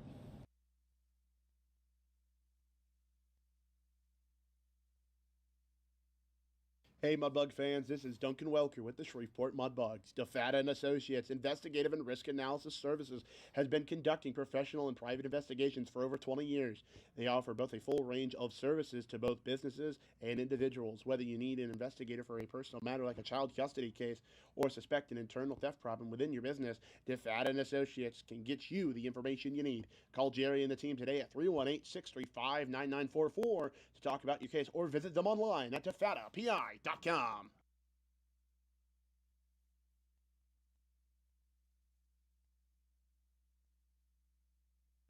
Hey Mudbug fans, this is Duncan Welker. Down Home Meats is a proud corporate partner of your Shreveport Mudbugs. Whether you're grilling outdoors looking for a hearty or flavorful sausage for breakfast, a gumbo platter, or anything else, Down Home Meats has the perfect sausage for all occasion. Once again, that's Down Home Meats in the Stonewall, Louisiana area and available at all major grocery stores. Down Home Meats, the perfect old school smoke flavored sausage and doing old school sausage the way it was meant to be.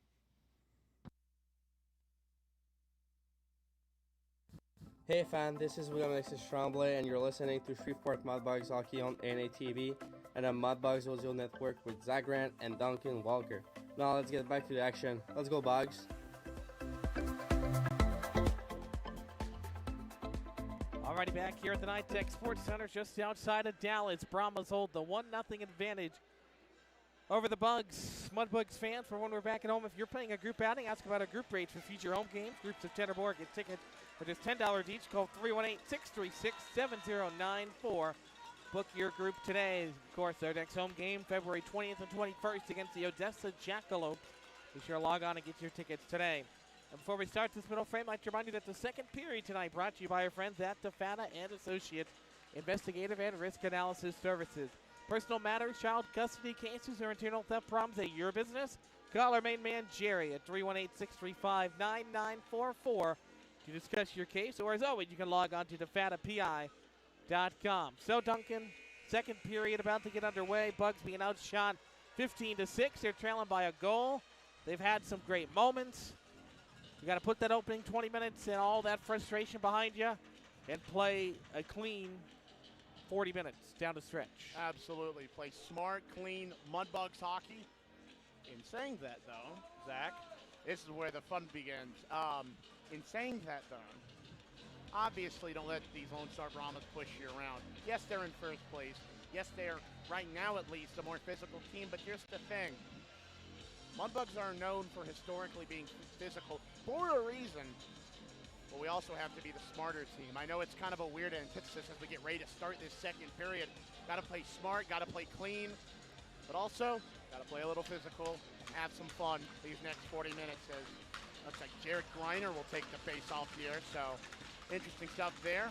Second period underway, brother. Let's get her going right now. So Duke Earhart got a cross-checking penalty after the final buzzer of the first. So the Bugs are shorthanded on a fresh sheet of ice here to start the second. Puck is down and controlled by Tavares in the offensive end. Big drive there. Owen Case got in front of it. Might have got a piece of it. Steer it to the wall. And Greiner to the blue line, just barely able to get it out. 20 seconds into the kill. Penalty clock is actually a second behind the game clock, so that's interesting there. But nonetheless, it's Owen Case who will rifle around the board and clear it down again. 30 seconds into the kill. Bugs again trailing 1-0. Leo Isaacson got on the board in the first period. His 11th goal of the season for the Brahmas. He was held at bay in the prior games against the Bugs. Big delivered there, and that could have been a penalty on the Bugs, not called. So, well, let them play. We'll take consistency as Tavares brings it in right side. Tavares hits and breaks at the blue line. Back up top, Nazardine feeds it for Tavares at the point. Down the bottom of the circle, slides it back up top. Nazardine, left side for Scanlon. Scanlon back up top for Nazardine. Fakes a one-timer, leaves it off. Again, back for Nazardine. Controlled by Isaacson. Isaacson into the slot, pulls the trigger, fires one. That's blockered aside by Phillips, and it's baked off the glass and all the way down with 45 seconds to go on the kill. Good stuff there so far from this Mudbugs first choice personnel penalty kill with 40 seconds left to Duke Earhart. And no, yeah, you're right. The penalty clock is 1 second behind, so that'll be interesting, but nonetheless, so Zach. This is what you needed, you wanted to see out of the Bugs to start the second period. Controlled in the slot for Scanlon, fed it to the blue line, and it's poked out. Great play, and Jasser can win the foot race for it. Jasser into the right corner, offensive end. He overskated it though. It's eventually played by Oliver. Scanlon picks it up in front of his own net. Here's Oliver in the slot to his own blue line for Scanlon. Slides it to the left, in over the line, just barely onside. Centering feed there for Oliver in the slot. Big drive, and Adams stepped in front of it to block it away. Earhart out of the box. Bugs back to full strength. 2 of 2 on the penalty kill tonight as Birchfield gets a stick on it. Eventually taken away by Scanlon as Derek Earhart gets tied up behind the play. Wrapped around the boards again, picked up by Adams. He slams on the brakes behind Phillips. Off to his right, into the corner it goes. Bugs will flip it up the wall for Earhart to get the touch on it to center. Picked up by Liam O'Keefe. O'Keefe back to the blue line, brought in by Sable. Sable over the line right side. Down the bottom of the circle, still with it below the goal line. Harassed off the puck. Good back check by the Bugs. Birchfield ties up a man there. Could have gotten a penalty there. But again, we roll on 17-18 in the second as Earhart plays it up for Gerhard, and he'll fire it in. Gets a shot on net out of it. And it's left behind the cage by Leo Gabriel. Flipped up ahead. Sable touched it. Icing washed out. Picked up by Phillips. Back of the net. Slings it off to the left for Owen Case. Case up the far side boards now. Bugs try to get it to the blue line as Barrett couldn't corral it cleanly. A giveaway right out in front. Quick one-timer there for Geller. Is turned aside as well. And again, another chance there for the Bugs to clear it that ends up in a turnover right in front of the net. Lopez Corsi overskates it. Gets hit. Wants a call. Not going to get one. It looked like a clean play there as the puck went through Corsi's skates anyway. And this one was off the top of the glass. Gabe will track it down again. Far half wall. Down the bottom of the circle. Stolen away again. Big check delivered. Bugs almost forced a turnover in the slot, but Murray rifles it out to center. 16:28 to go in the second. Bugs back and forth as Murray takes a big hit away from the play, and the referee, well late, calls a penalty. And now we're going to get Druzgloff, and Wolf Talby is going to match up with Eric Alexander. They go to center ice. Wolf Talby coming in, standing at 6-0. Couple of big rights. He takes a couple of big rights, goes down, but he ends up on top of Eric Alexander. The linesman step in as they're still jawed away. Wolf Talby's going to get the initial penalty, so the Bucks are going to go back to the kill. But Wolf Talby got a couple of good shots in there on Alexander. That was something interesting. And Wolf Talby got a few shots before going down, but really, he's getting the initial penalty for that, for the hit. That's interesting. But nonetheless, here though, Zach. Well, that was definitely something as we see the replay here on NATV, and they almost went like center circle, like center of the ring there, but no, it's just interesting. And now Liam Wolf Talby still napping away with Maddox Delacroix. Couldn't think of the right word there. Now Dan Wildfong on the bench, irate. Sophie Campbell irate on the bench. Sorry, Zach. So I don't know what Wildfong's upset about. The referee called the penalty. There's a penalty on Wolf Talby. Initially, he put the arm up. It was well after the play, but he did put the arm up. And then, of course, we had the fight. So he did call it. I'm not quite sure what Fonger's upset about over there, other than it's Wildfong, and that's the temper that he has, as the Bugs fans have come to know. So we'll see what the call is. They haven't put anything up on the board yet. Of course, the major penalties negate each other. If it's going to be a 2 or a 5 on the hit from Wolf Talby. I don't think the referee saw it. I think he went by the reaction of everybody, which sometimes as a referee you have to do. You know, there's only one of you out there. So I don't think he saw that. I think he heard the reaction. He saw the bench, and he put 2 and 2 together. So I would be hard-pressed to see him put anything up more than a minor on that since he didn't see it. But now Wildfong is going to try to get an explanation here. And Soupy's waiting for his as well. So things are getting crazy here. This is Bugs Brahmas. Last night, I don't know what that was. That must have been a full moon or something last night. 3 penalties only. We've already had 4, and we're only not even midway through the second. Now we're just finding out where we go here as both coaches. Well, actually, now it's just Jason Campbell getting explanation. I'm still amazed, though, that, I mean, don't get me wrong, the hit was big, and don't get me wrong, it was, but, and now Chase Sakrisky going to go in. I think he's going to end up serving the minor there.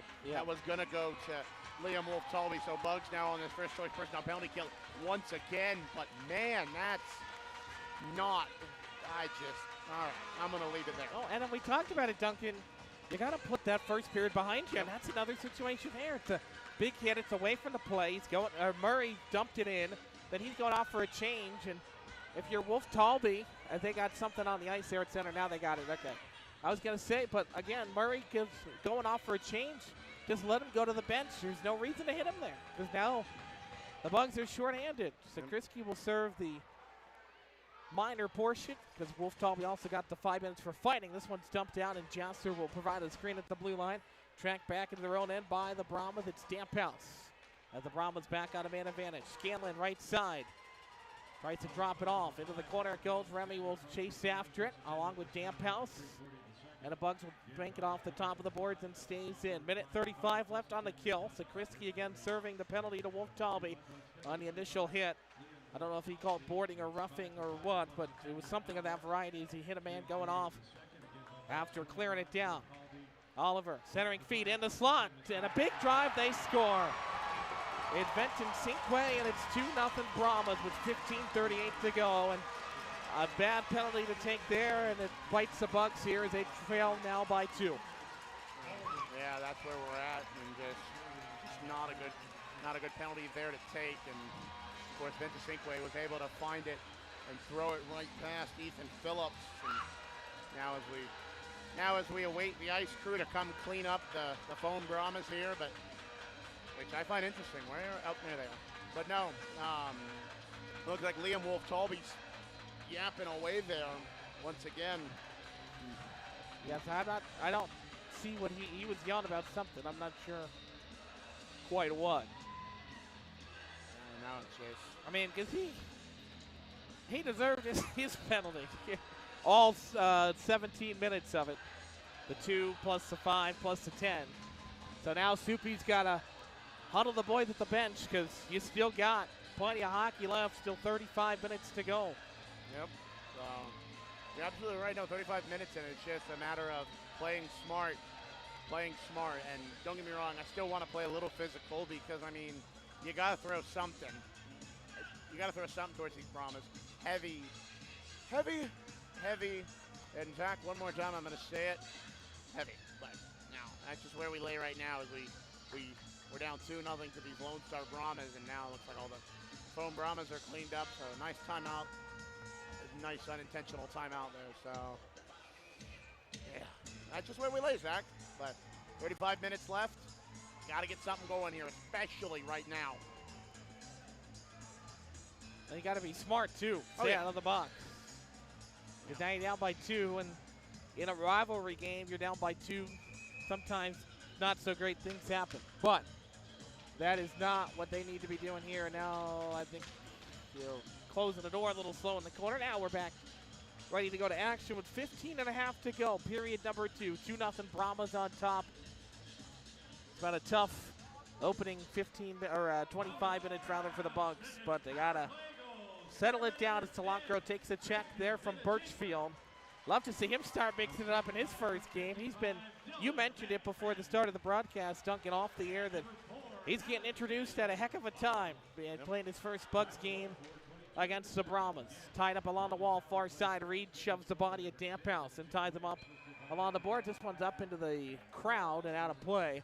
That'll stop time with 15-14 and send the face-off back into the D zone. Guys, and Zach, don't get me wrong here.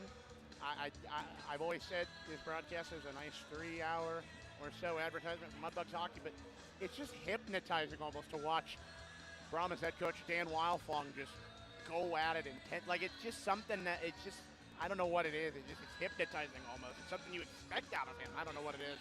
As the faceoff comes up to the right-hand side of Ethan Phillips with 15-14 left. Yeah, now Murray is quarterback in the draw here. Yep. Now it's tied up along the wall. Bugs battling for it in the corner. Reed will shove a man off a puck and tie him up along the wall. Got a penalty last time he did that. Got to be careful. See, now you got to let him go. He's shoving away at Sable over there in the corner. And now it's played back near side for the Bugs. Again, you got to stay disciplined here. Down by 2 goals. You need to be at even strength to try to mount the claw back. Here's Griner into the slot. Backhand to wide of the net. Pick back up. Turning and firing off the side of the net with Adams. Into the slot it goes for Griner. Griner, right circle, fires one. That's off the top of the glass. Took a weird hop up to the blue line. Giulio will pedal to the side for Burnt. Tries to track it down. He'll pinch and hang on to it in the offensive end, but eventually it's forced to Sable out to center. Sable, right side, drops it off at the blue line. Into the corner for Geller. Geller, right corner, back up the wall, near side to the blue line. Damphouse high slot, swings it across the left. Big drive for Murray, and it's stopped in front. And there's the whistle as Phillips is on top of it, and he gets the stoppage with 14-23. But again, that's another one there. Reed makes a great initial play on the wall, separates body from puck, but he's got to let go. Yep, he's just got to let go and play smart, conscious hockey here, and you just got to find out what works for him. I mean, obviously, you know, don't let him win that tie-up, but, you know, also, like I mentioned, still play smart. Well, here we go. D-zone draw for the Bugs. Far side up, being outshot 18-7. Played to the blue line. Turn and fire. Rebound comes through the crease. Near side it comes. Owen Case tied up along the wall that time in the right corner. Brahmas will pitchfork it up to the blue line. Stick down. They say not with a high stick, so we play on as Jasser brings it in right side. Jasser hit off the puck by O'Keefe. Lost it. Still tied up there with Liam. At the blue line, they go D to D. Up ahead, icing is washed out. Bugs will win the foot race for it anyway. Pusateri hit off the puck in the corner. Up the far wall. It comes off the top of the glass. Stays in play. Tavares goes towards the net. But he has it poked away from him in the corner. Picked back up by the Bugs. Up the center of the ice. Here's Earhart. Off to his right for Jasser. Got over the blue line, but immediately stolen away. Bugs are going to have to tie up as Hoagland takes the check near the bench. And Case touches up right before he touches the puck. So we play on. Here's McFadden. Hits a break to the top of the right circle. Into the corner it goes for Jasser. Feeds it around for Evan Hoagland. Hoagland below the goal line. D to D they go for Jasser. Although they're 2 forwards, they're in the 2 defensive spots right now. Outlet pass. Touched by Earhart, but he can't corral it cleanly. So that will be an icing stoppage with 13-17 left in the middle frame. Of course, all icings this season are brought to you by our friends at Lowder's Baking Company. Once again, that's Lowder's Baking Company. So, yeah, that's where I'll be honest, Zach, not much really to say here, though, so we move on. So they tried to get Earhart off for Birchfield, but it was an icing, so referee on top of that one. So they will put Earhart back out there. I assume we'll see him go off for a change relatively early in this shift. One back to the blue line, controlled and tied up along the wall. Owen Case immediately goes to the man and shoves him off the puck along the wall. Nice heads-up play there for Owen.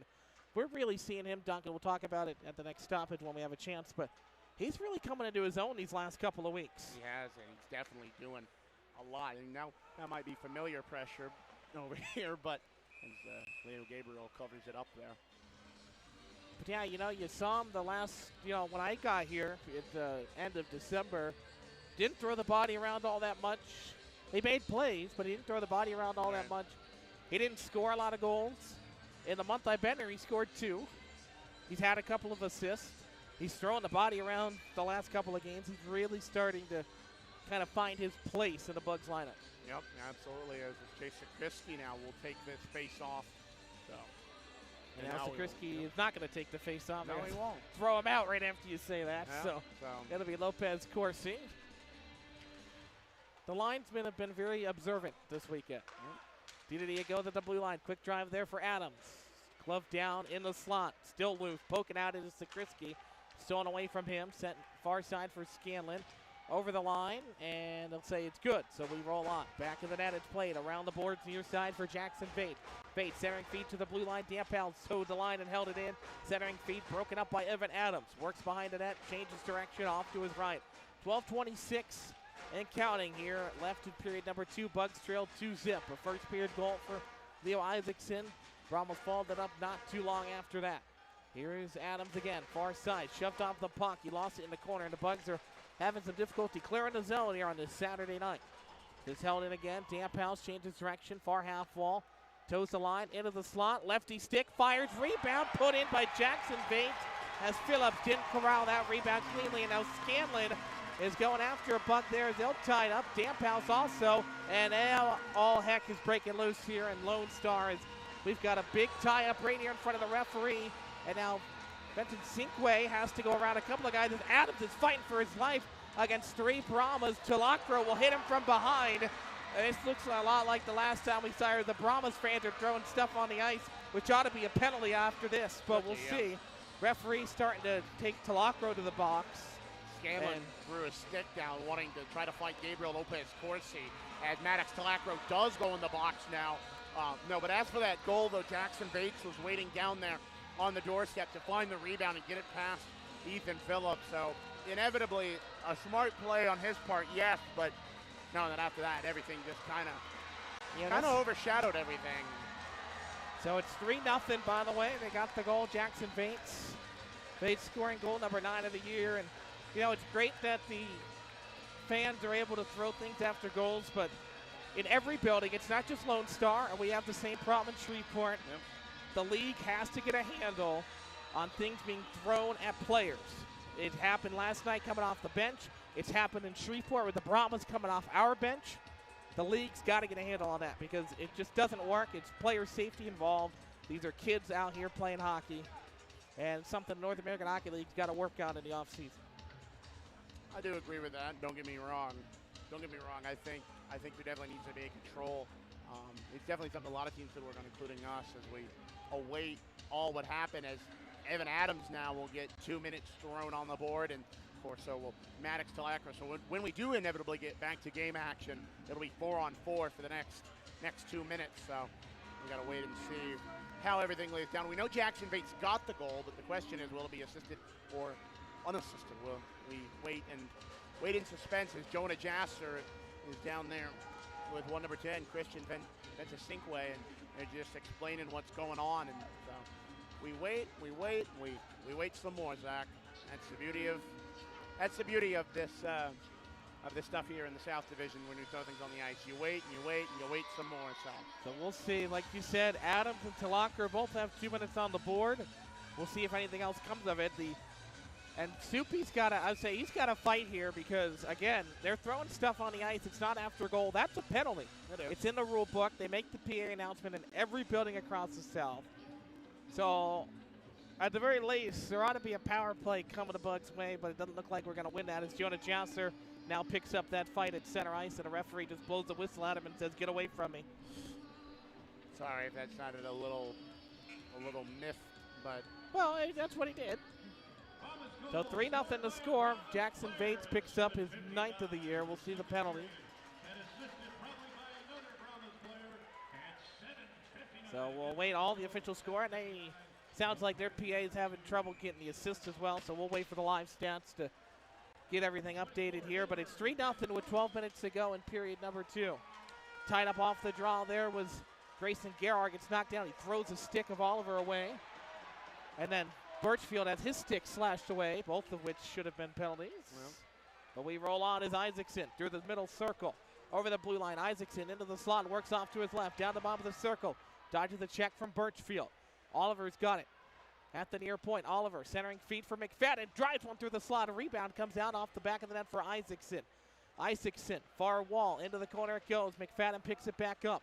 Up the half wall to the blue line, it comes out. Penalties, or Damp House gets the goal. Scanlon O'Keefe with the assist.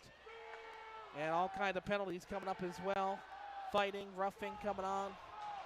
We'll get to those in just a moment as Gerhard gets tied up away from the play. Big cross check right to the back of Oliver's head. And the referee chooses not to call it. And Dan Wildfong is up on his feet screaming off the bench. It's picked up by Vates at his own blue line. Minute to go on the 4-on-4. 10:59 left in the second, and this game's taking an ugly turn. Case lost it. Back near side, Capano. Capano gains the zone. Into the slot.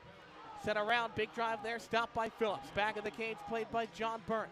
Burnt up the near sidewall. Bounces it off the boards. Up for Gerhard. Icing is washed out. Grayson, left corner. Centering feed. Shot for Vinny. It's gloved down, and Gabriel will wisely hang on to the rebound. The stop time with 10:36 left to go in the second. Good opportunity there for the Bucks as Grayson Gerhard was able to find Vinny DiGiulio. You just need more of that, really, at this point. I don't think there's much else that can be said, Zach. Just got to find those opportunities when they become available. More importantly, make those opportunities available, especially with this 4-on-4. It seems to me the Brahmas rarely get in 4-on-4 situations, so they're a little thrown off. But at least that's just my observation right now. So we'll see here with the next 36 seconds.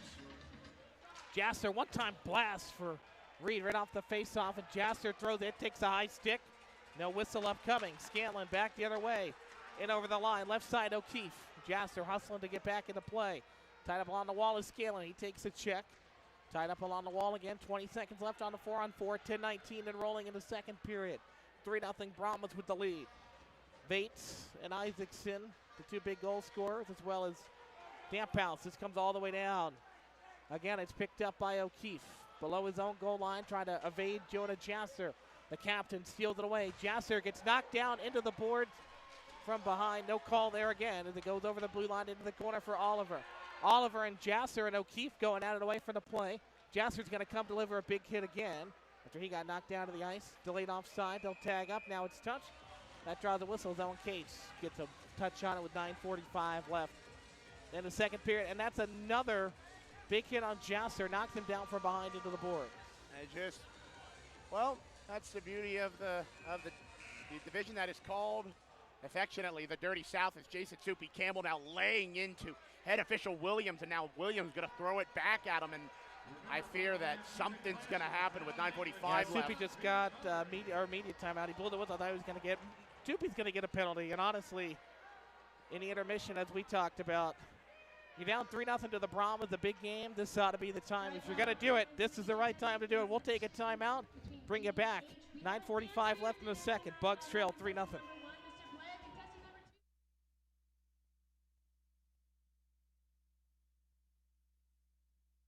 Hey, Mudbug fans, this is Duncan Welker. Down Home Meats is a proud corporate partner of your Shreveport Mudbugs. Whether you're grilling outdoors looking for a hearty and flavorful sausage for breakfast, a gumbo platter, or anything else, Down Home Meats has the perfect sausage for all occasion. Once again, that's Down Home Meats in the Stonewall, Louisiana area and available at all major grocery stores. Down Home Meats, the perfect old school smoke flavored sausage and doing old school sausage the way it was meant to be.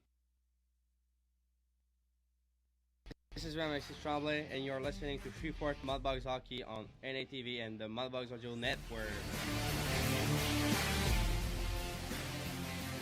9:45 left, second period, 3-0 Brahmas with the lead. You got to rise above if you're the Bugs. And Jason Soupy Campbell, as he did the entire media timeout, still giving it to the referee. And again, if you're going to get a penalty, now is as good of a time as ever. Big game.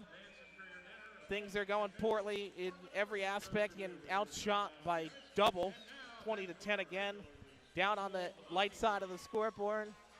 Things are being thrown on the ice at your players.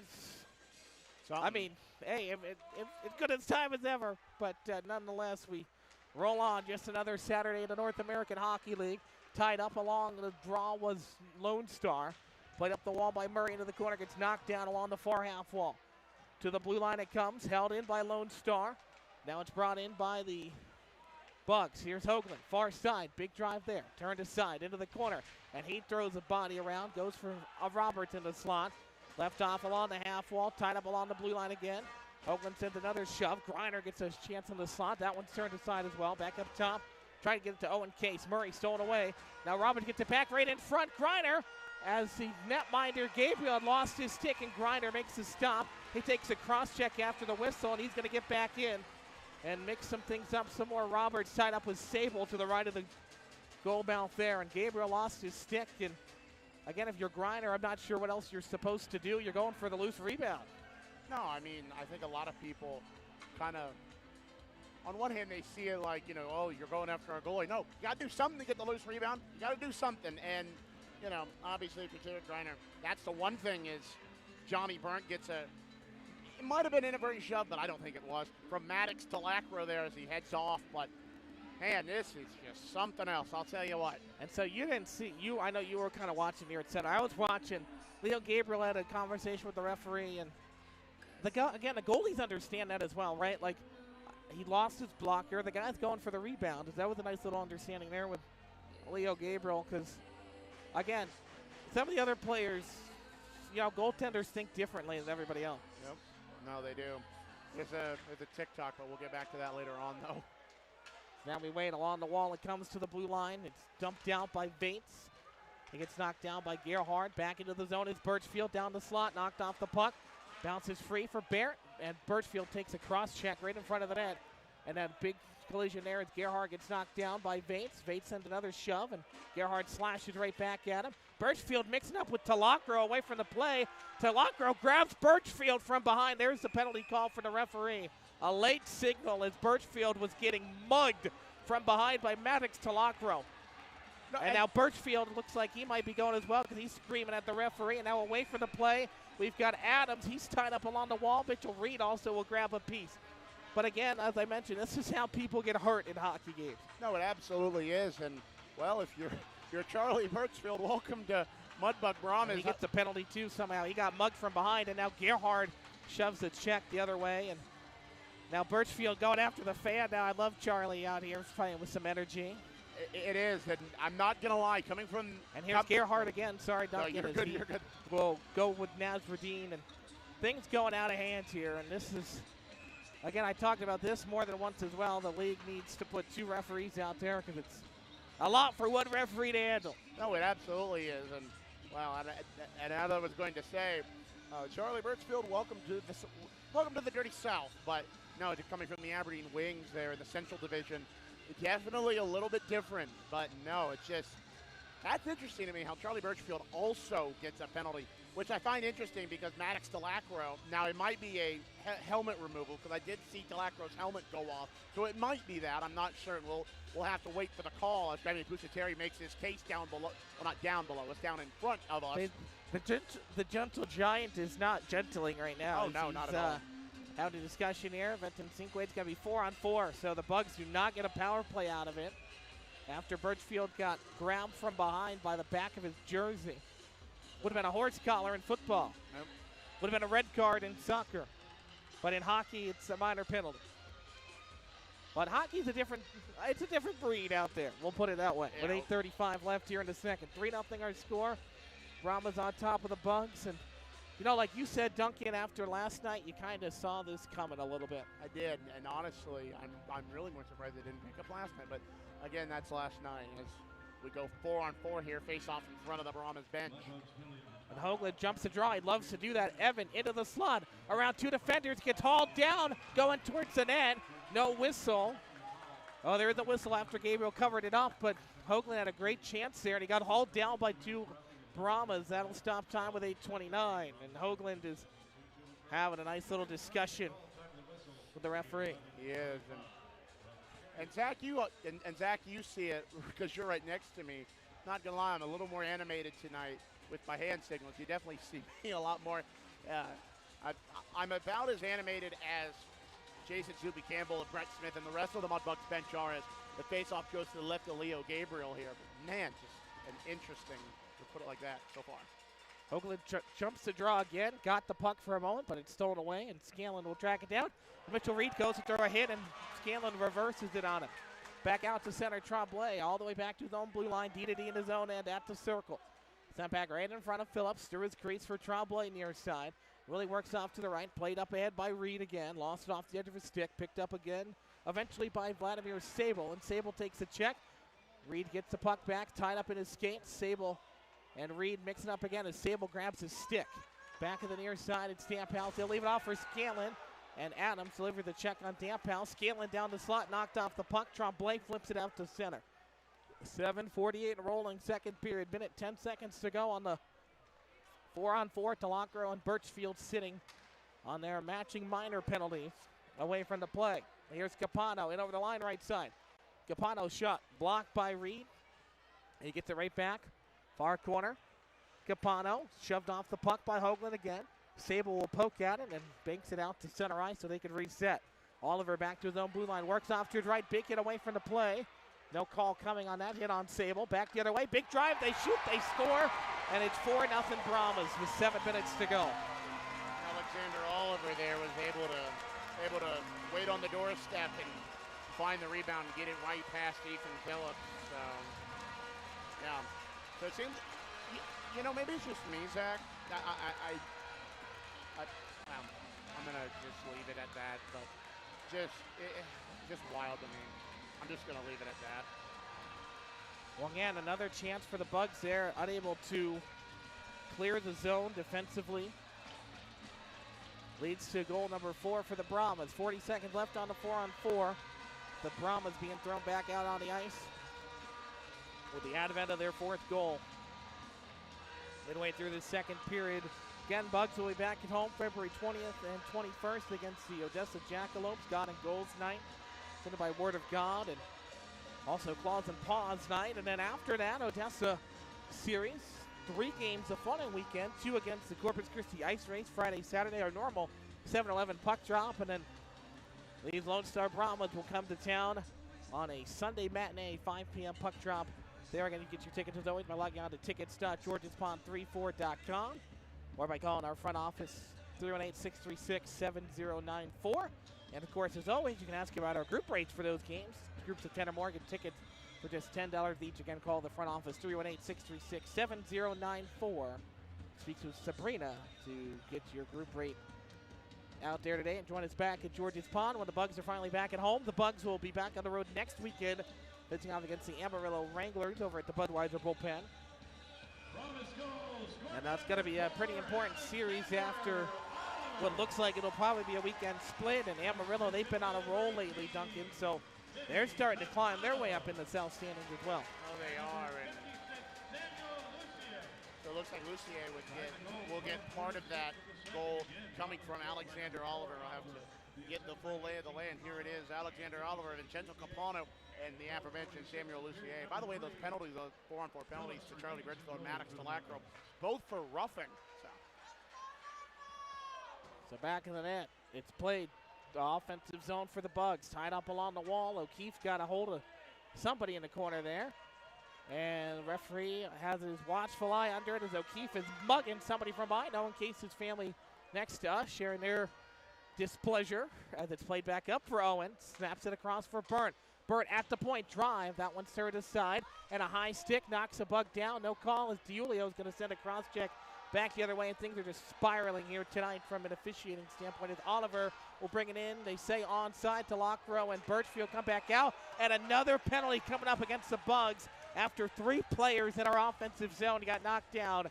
This time it's going to be another call up coming against the Bugs, and I don't think Soupy's going to be very happy about this one. I don't think there's anything else you can say at this point. Obviously, I'm not going to go into fan territory because we have some fans out there who believe some financial involvement was given to these refs, but no.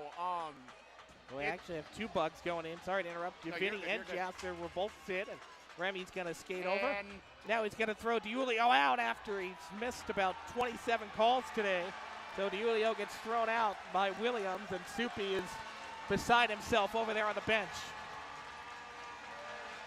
So that is how that's going to go with 6:31 left in the second as Vinny will give the bird to the fan. Wolf Talby is in the box as well. So he will also sit. So we'll see what happens here. So The initial call was coming on Jasser, I believe, was the one who delivered the hit on the far side. Then Vinny, I didn't see what Vinny did to get the initial penalty, and then he got thrown out for John at the ref through the glass. But again, if I would honestly wouldn't be surprised if Soupy told Vinny to go over there and just say something. Just say something, and Remy's going to have to stick up for his guys here, the alternate captain of the Bugs, without his fellow alternate captain, Carter McKay. After the trade deadline here, 6.5 to go in the second. So Vinny and Jasser will have 2 minutes on the board, so it's a 5-on-3. Soupy is giving it to the linesman now, not that the linesman has any control over that. So now it's going to be 5-on-3 for 2 minutes. Bugs down by 4 with 6.5 to go in the second. It's going to be a defensive zone draw for the Bugs. And again, we mentioned you kind of saw a game like this coming after the way last night went, just 3 penalties in total. Or, well, we're well past that now. So here we go, 5-on-3, and Soupy is still pleading his case here. Unhappy with the way things are going on this Saturday from North Richland Hills, and now the Bugs are going to send another player out there to serve the penalty, and the linesman's ready to drop the puck as they try to get Zakrisky to serve the penalty. So just a total breakdown going on here now. And again, we don't mean to sound like this, but as an official myself, it's hard when you see the procedural breakdown like that, where you've got a linesman ready to drop the puck. You've got a player who needs to be serving the penalty after Julio got kicked out and now out of the draw. Kicked out of the Bugs, and the Brahmas will play it back out to center ice. Isaacson controls at center. 6.5 to go in the second.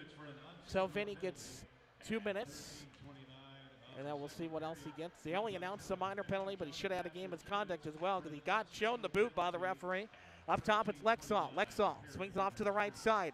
At the circle, looking for it. Back up top for Lexall at the blue line. Feeds it left side. Big drive for Tavares. One time, it went off a body in front.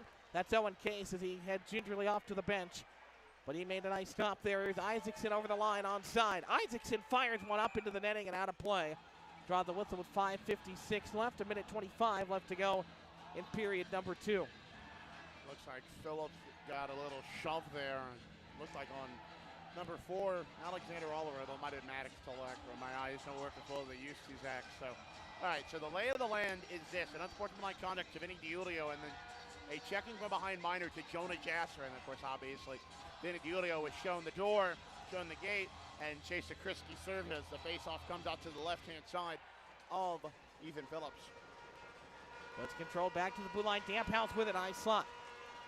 Just gingerly waiting for Oliver. They got the time on their side with a 4-goal lead late in the second period. Here's Oliver again. Snaps back across for Damp House. High slot. Damp House towards the bottom of the circle. Back up top now.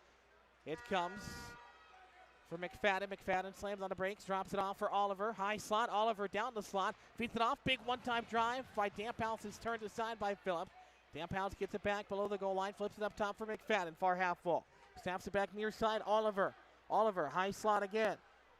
One-time drive for McFadden is blocked by Earhart going down to a knee, and he will gingerly go off. Puck came out. That's going to be an offside whistle as the Lone Star Brahmas were not able to tag up.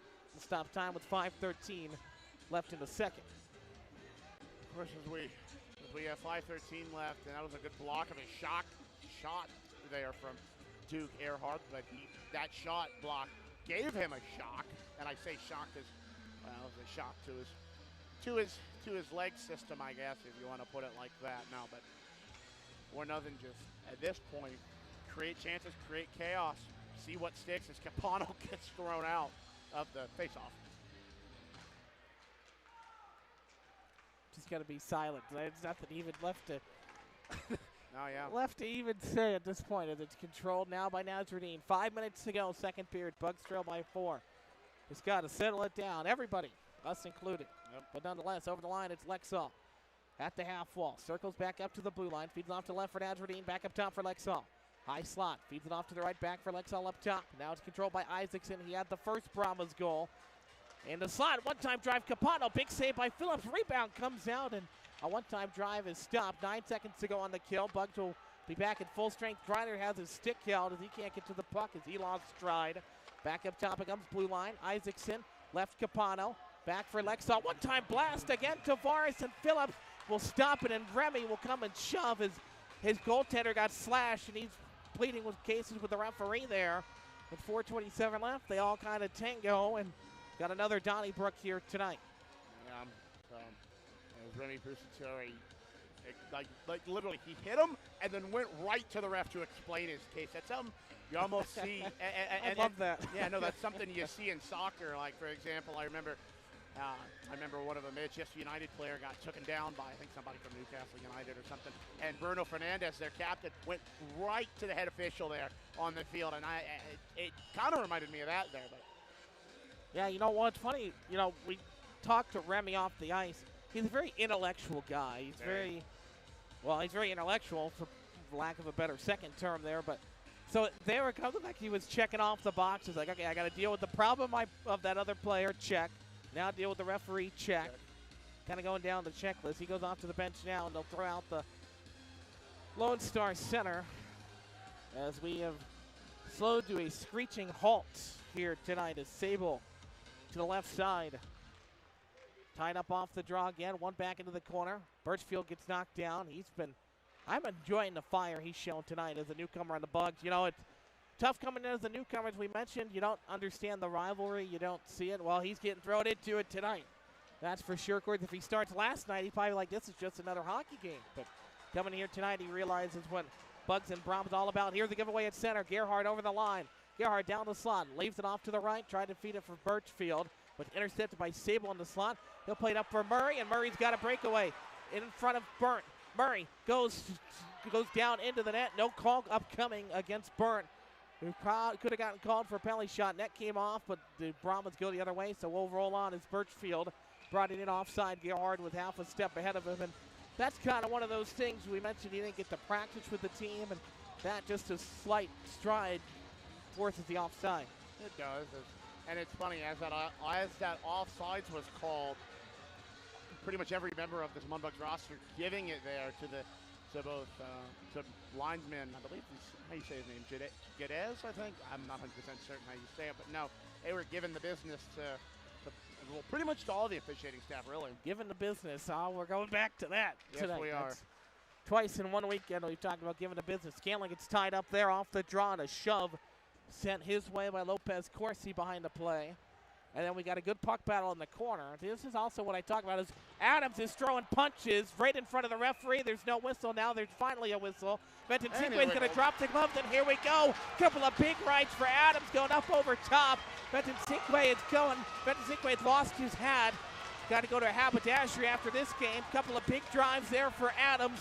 All over and back under, back up top. And he couple of big undercuts as the linesmen step in. Evan Adams with authority took that belt. Almost threw some of them Cajun spice rights and left. And I say Cajun spice because he has some family in the Baton Rouge area. Oh, hello. Hello, right? It's a bit of a crimson mask there, as they say in WWE. But, man, what a fight there from Evan Adams. I mentioned it last period. Got to do something positive to leave off the ice with. And, well, Evan Adams did just that. Left with something positive and, well, left with a few strands of his own DNA and blood, of course, but just a heck of a fight there from Evan Adams. Yeah, legendary there. He wanted to go. He started throwing some jabs. Referee looking right at it, didn't make any call. Then he was getting ready to make a call, and Vincent Cinque said, you know what, I've decided I want to go. They dropped the gloves, and, well, we got that belt. So Evan Adams took care of Vincent Cinque there. Yeah, the replay here on NATV just shows it was pretty much all Evan Adams from, I believe, after about the second little bit of rounds from Vincent Cinque there, but after that little round from Vincent Cinque, it was all Evan Adams.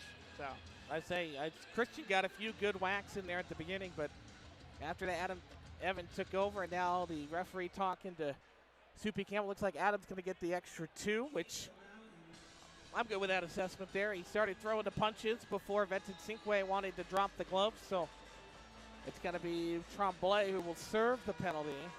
They also give 2 to Vincent Cinque, so anything I just said, just throw it out the window. So not an extra 2 for Evan Adams, which if Wildfong wants to complain, he's probably got a case, because Evan I don't know how much you saw at the beginning there, because it was away from the puck, but Evan started throwing some punches long before Christian decided to drop the gloves. But the referee says, let's even it up 4-on-4. So that's what we'll do. Shots 26-11 as the Brahmas are all over the Bugs in a feisty one tonight, 4-0. And now we're going to have a discussion with the linesman here. Dan Wildfong, as you mentioned, trying to argue his case. So I mean, you got something right there, Zach. No, but of course, serving that penalty for the Lone Star Brahmas, serving Ventusinque's penalty number 1, Jake Tavares. And yeah, so Dan Wildfog now going to try to plead his case. And looks like what it actually is, Zach, is all officiating staff has cleared the benches. It looks like they were just trying to discuss things and have with the timekeepers down here in the middle. But man, what a last. Oh, okay. So it looks like they're trying to get some of that blood, possibly from Evan Adams. Probably was from Evan Adams, let's be honest. Off the ice surface here as the Nitex ice crew comes to scrape it off and clean it off. 3:23 left in the middle frame as they head to the ice. We'll take a timeout here on the Bugs Broadcast Network.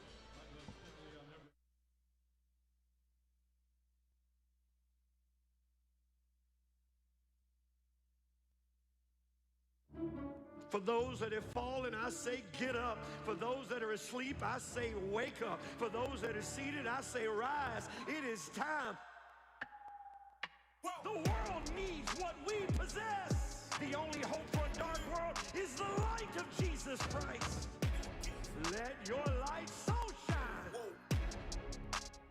Thank you for tuning in to this Word of God Ministries message.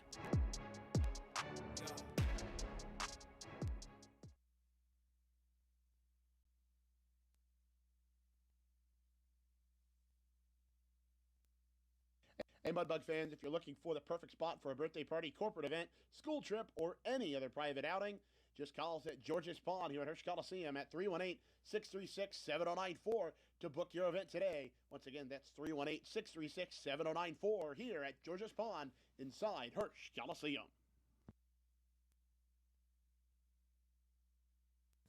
Hey fan, this is William Alexis Tremblay, and you're listening to Shreveport Mudbugs Hockey on NATV and a Mudbugs Audio Network with Zach Grant and Duncan Walker. Now let's get back to the action. Let's go, Bugs. Mudbugs Hockey is always brought to you by Johnny's Pizza House. Let's share a slice of the best pizza in town. 3:23 left in the second. Yes, there's still 3 minutes and 23 seconds left in the second, because at this point last night we were starting the third period.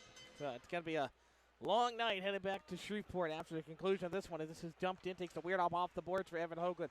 We're 4-on-4 for a minute 53. Bugs get away with one there because probably should be shorthanded. Here's a centering feed for Remy. One-time drive. Looking for his second goal of the weekend, and he sends a big shot the way of the Brahmas. Back out to center ice it comes. Sakriski's providing some screening action. John Burnt's going to win the foot race for it. Bugs trail 4-0. It's been a rough night, and again, after last night, you kind of had a feeling a game like tonight was going to happen. It was going to be a lot of goals and a lot of penalties and a very ugly one, and that's what we've gotten so far. Sakriski will keep it out of the blue line. Now he'll play it back out to center. And over the line finally is Chase. He's tied up along the boards, takes a shove, lost his stick, picks it back up as O'Keefe picks up the puck back to the net. 2.5 to go. Minute 10 left on the 4-on-4. Oliver to his left, O'Keefe through the middle circle. O'Keefe over the blue line, into the zone, takes a check, wraps it around the boards, far side. It comes around to the near side. Owen Cates, good to see him back out there after he took the shot off the stick earlier. Here's Lexall with a drive walking down Main Street, and Owen gets a body on him to steer the puck aside. Owen sends him down to the ice now, and Case will flip it out of the zone. Played at their own blue line by Damphouse. Damphouse around the back check of Jasser, picked up far side now by Geller. He'll cycle it back into the zone for Isaacson. Up the center of the ice, off to his right, takes a slash. Looking for a call for the referee, not going to get it. And it goes to the left side. Over the line. Slamming on the brakes that time was Lexall. Lexall cycles back up to the blue line, held in by Isaacson. High slot, feet to the right point now. Lexall back off to his left. Center point again, back left side. Top of the left circle, looking for a play. Changing direction at time is Damphouse, setting feed for Isaacson. Tried to leave it off, and nobody was home, and Jasser plays it up to center ice. Jonah will rifle it down now on the second chance clearing attempt. 4-on-4 about to end with a minute 24 seconds, and now a big penalty as Gabriel was out of his net to play it, and Earhart gets a penalty. And there's a lot of penalties here on the guys in white as Duke Earhart is going to get 2 for goalie interference. I didn't see it. It was away from the play, Duncan, but that's going to draw a whistle with 1:20 to go here in the second. No, I got you right here, brother. So, and again, this might be coming from biased eyes. And well, so how it happened was the puck horse went around and Leo Gabriel came to play it. And Leo Gabriel, for all it's worth, very good goaltender. And in saying that, made a really, from a Brahma's perspective, made a play to make sure Earhart would run into him and draw the goaltender interference. So from Leo Gabriel's perspective, that's smart as you send the Mudbugs back down to 4 men. But just from a Mudbug perspective, that's a little cheap there. Your Leo Gabriel just standing out, and now I couldn't quite tell you. Actually, I think it was Ethan Phillips throwing some words at Leo Gabriel. So I'm not saying anything's going to start between those two. And now the linesman, sorry, Duncan, to interrupt. The linesman's trying to get the referee to throw Earhart out. He gave him a thumb gesture, and now he's going to go talk to him. Referee was trying to get the Bugs to make the change, and the entire time Earhart decided to jaw at the linesman, and now the referee, I think, is going to listen to him. And Earhart going to be shown the door to the second bug of the game, thrown out of the game, and now Soupy is beside himself, and Smitty's going to jump on the second step of the bench here. And Earhart is yelling at the linesman, gets a 10-minute misconduct, and that's how that's going to go as Jasser's still yelling at the referee here, and all control has been lost as things have been very ugly tonight, and Soupy is waiting on the top step of the bench, waiting for a word from the referee as Earhart gets thrown out by the linesman who gave the information to the referee, which is within the purview of the rules. So, I mean, that is, because, yeah, that whole mind change exchange as you were talking, Duncan, Earhart was giving it to the linesman, and Soupy's not even going to get an explanation. The referee's just going to skate away and ignore him. I wouldn't want to talk to Soupy right now either. No, I wouldn't. And now it looks like Murray's going to get thrown out of the draw, and nobody's helping themselves here tonight. Nope. So Vate's going to take it right side, offensive end. It's going to be an interesting second intermission here. They got to put somebody in the box. The referee ignoring Soupy. They also ignored the fact that somebody's got to go serve the minor penalty to Earhart. And Soupy's not sending somebody until he gets an explanation, and now he's going to force the referee to go over there. So the referee's playing checkers out there. Soupy's playing chess.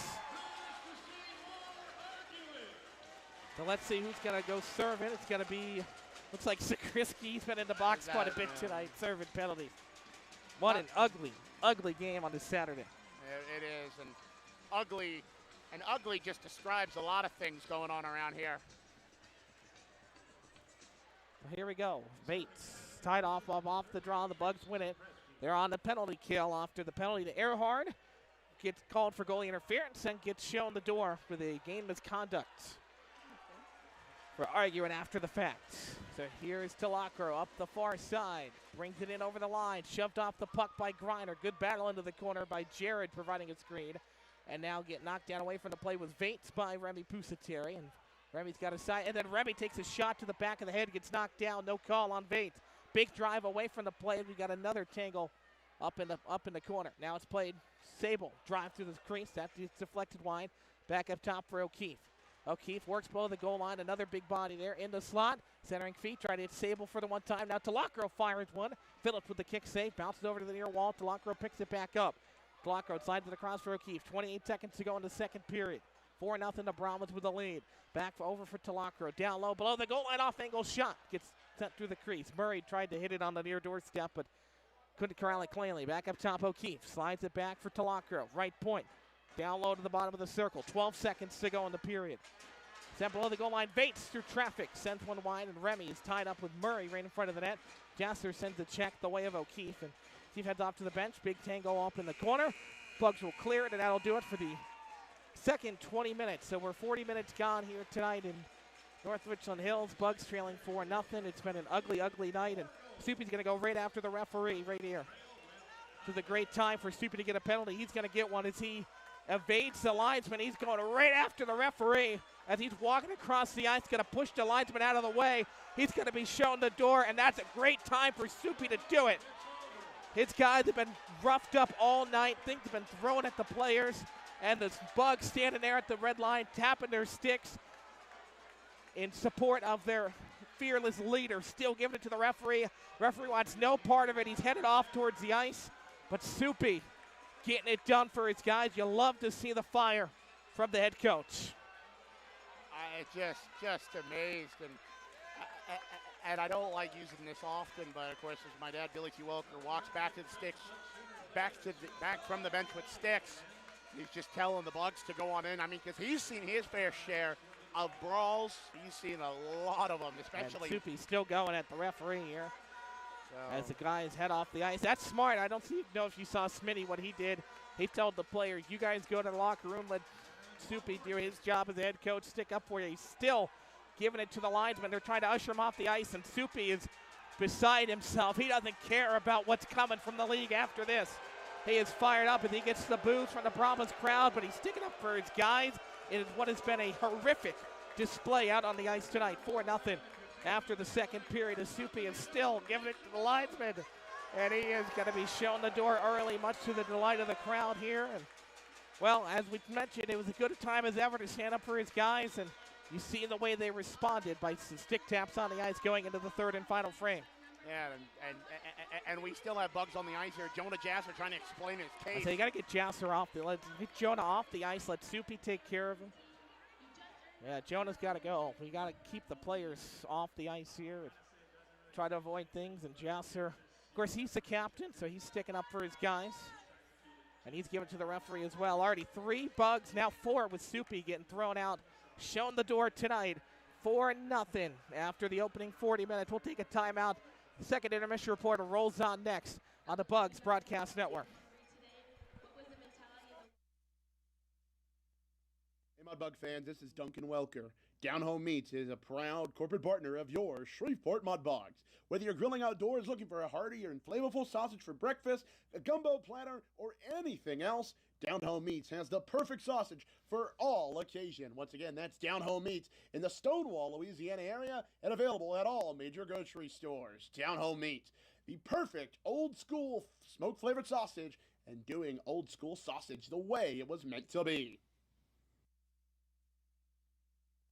Hey, Mudbug fans, if you're looking for the perfect spot for a birthday party, corporate event, school trip, or any other private outing, just call us at George's Pond here at Hirsch Coliseum at 318-636-7094 to book your event today. Once again, that's 318-636-7094 here at George's Pond inside Hirsch Coliseum.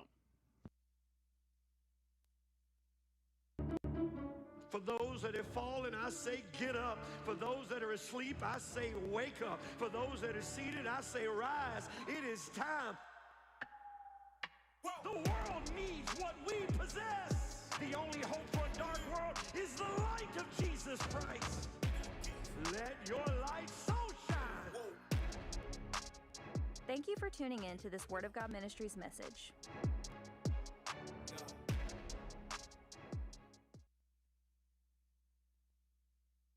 Are you planning a group night at the rink? Bring out your friends, coworkers, classmates, or teammates and take advantage of special group rates for future Mudbugs home games. Groups of 10 or more get tickets for just $10 each. It's affordable, it's fun, and it's a perfect night out at George's Pond. Call 318-636-7094 today to book your group and lock in your seats for all the Mudbugs action. Hey, Mudbug fans, this is Duncan Welker with the Shreveport Mudbugs. DeFata and Associates Investigative and Risk Analysis Services has been conducting professional and private investigations for over 20 years. They offer both a full range of services to both businesses and individuals. Whether you need an investigator for a personal matter like a child custody case or suspect an internal theft problem within your business, DeFata and Associates can get you the information you need. Call Jerry and the team today at 318-635-9944 to talk about your case or visit them online at defatapi.com.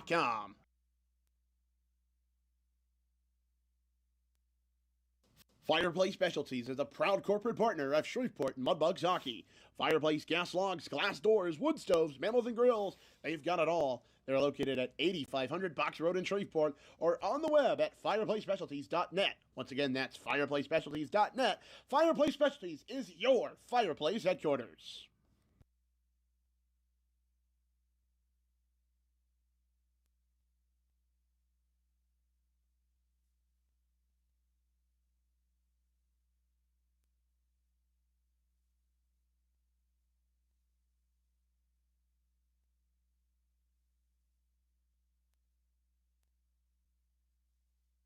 Welcome back into the Sonic Drive-In second intermission show, delivered to you by our friends at the Sonic Drive-In. Sonic Drive-In, this is Howie Sonic.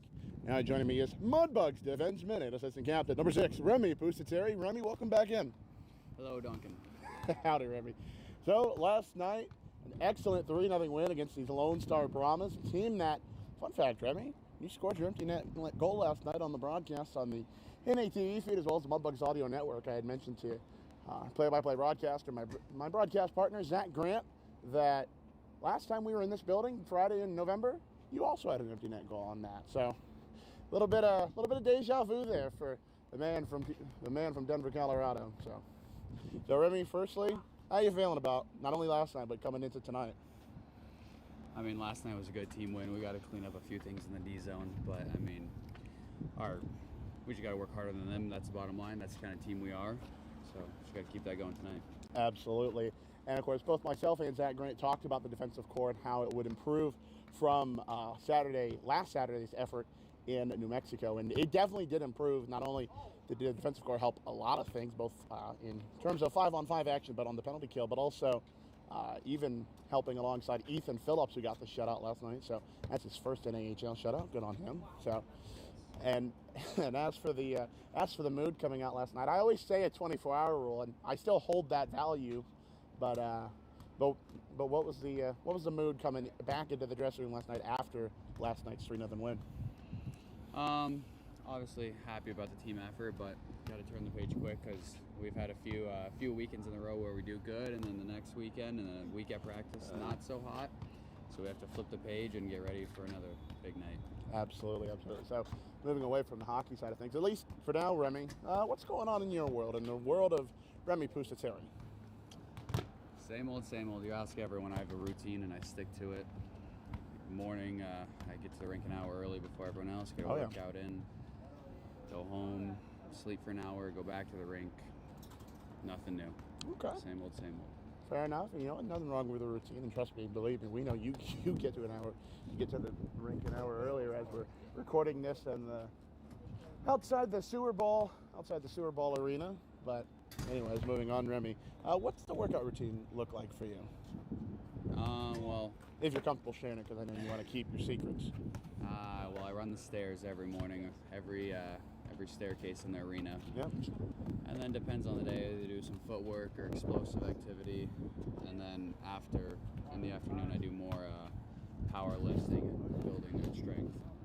Absolutely, building that strength. And of course, both you and Zach Wilson, when you are paired together, I believe you're one of the tallest defensive pair here, not only in the South Division, but I would say across the entire North American Hockey League. Maybe I'm wrong, I'll have to check my records, but you and Zach Wilson, when you guys are paired, and there's been several times you guys have been paired up on the ice. Yeah, I kind of play with everyone. I'm called a Swiss Army knife on the back end, so.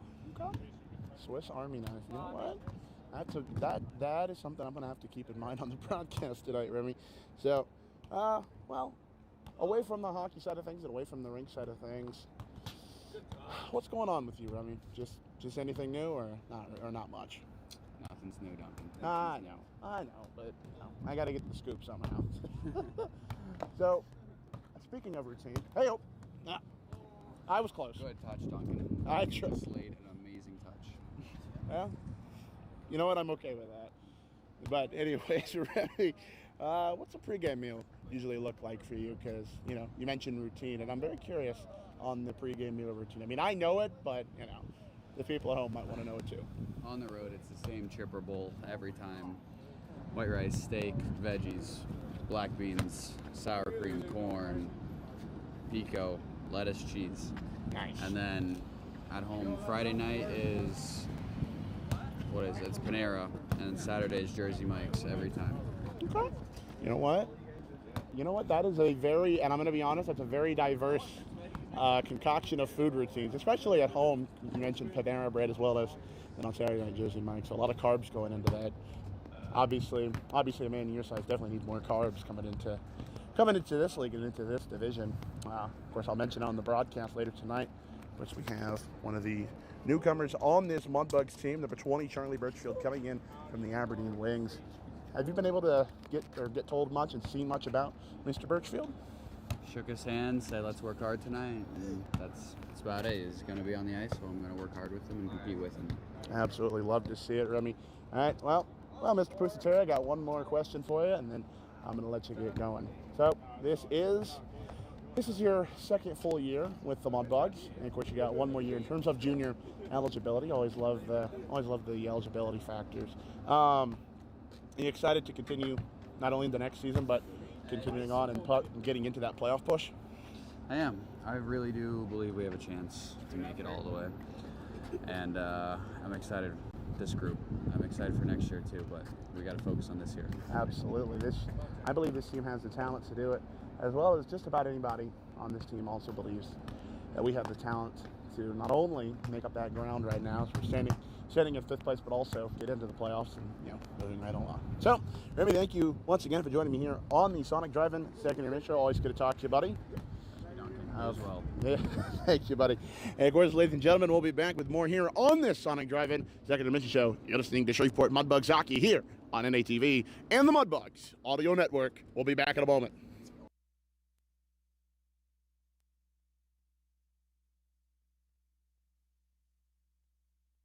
Hey Mudbug fans, this is Duncan Welker with the Shreveport Mudbugs. DeFata and Associates Investigative and Risk Analysis Services has been conducting professional and private investigations for over 20 years. They offer both a full range of services to both businesses and individuals. Whether you need an investigator for a personal matter like a child custody case or suspect an internal theft problem within your business, DeFata and Associates can get you the information you need. Call Jerry and the team today at 318-635-9944 to talk about your case, or visit them online at defatapi.com. Fireplace Specialties is a proud corporate partner of Shreveport Mudbugs Hockey. Fireplace gas logs, glass doors, wood stoves, mantled and grills, they've got it all. They're located at 8500 Box Road in Shreveport or on the web at fireplacespecialties.net. Once again, that's fireplacespecialties.net. Fireplace Specialties is your fireplace headquarters. Hey, Mudbug fans, if you're looking for the perfect spot for a birthday party, corporate event, school trip, or any other private outing, just call us at George's Pond here at Hirsch Coliseum at 318-636-7094 to book your event today. Once again, that's 318-636-7094 here at George's Pond inside Hirsch Coliseum.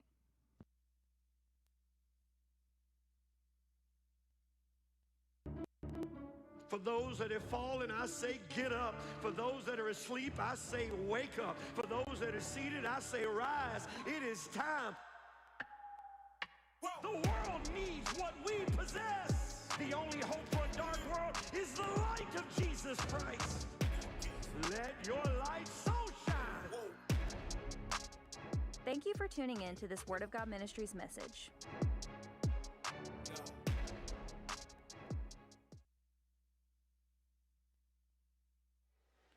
Second Intermission Report, as always, brought to you by our friends at Sonic Drive-In. This is how we Sonic. Well, it's 4-0 after 2 periods of play here in North Richland Hills. Brahmas on top of the Bugs. It's been a chippy game, a choppy game, and a long game, to say the least. We're already past the 2-hour mark of this one, not even starting the third period quite yet. But a rough night, but you got to rise above it and hang on. It's 4 goals unanswered for the Lone Star Brahmas. Also matches the number of Bugs who have been shown the door in this one. A couple of game misconducts, including to head coach Jason Soupy Campbell at the end of that time, or at the end of the second period. So before we get you set for period number 3, let's take a look now around the North American Hockey League, the out-of-town scoreboard. A couple of games going on in the South tonight. A couple of games that are big in the South tonight after what will be a weekend split by the time things are all said and done here, as the Bugs trail by 4 going into the third and final frame. A rematch of last weekend. Oklahoma and Amarillo doing battle this time in Oklahoma. Amarillo got the better of the Warriors last night, but tonight it's all Oklahoma. A 3-goal third period. Goals from Mac Blue, Jacob Galnor, Dominic Kiss, and A.J. Owinski. That's 4 different goal scorers for Oklahoma as they rout the Wranglers 4-1 on this Saturday night. A couple other games in the South. One other that is going to overtime down to Mexico. And Corpus Christi, the Ice Rays were doing so well when the Bugs saw them. They've now gone on a 6-game losing streak. and they're going to overtime, tied at 2, with the Ice Wolves down on the beach in Corpus. Another out-of-town score in the South Division, El Paso. The Rhinos on top, or actually defeated Odessa 3-2. That game has also gone final.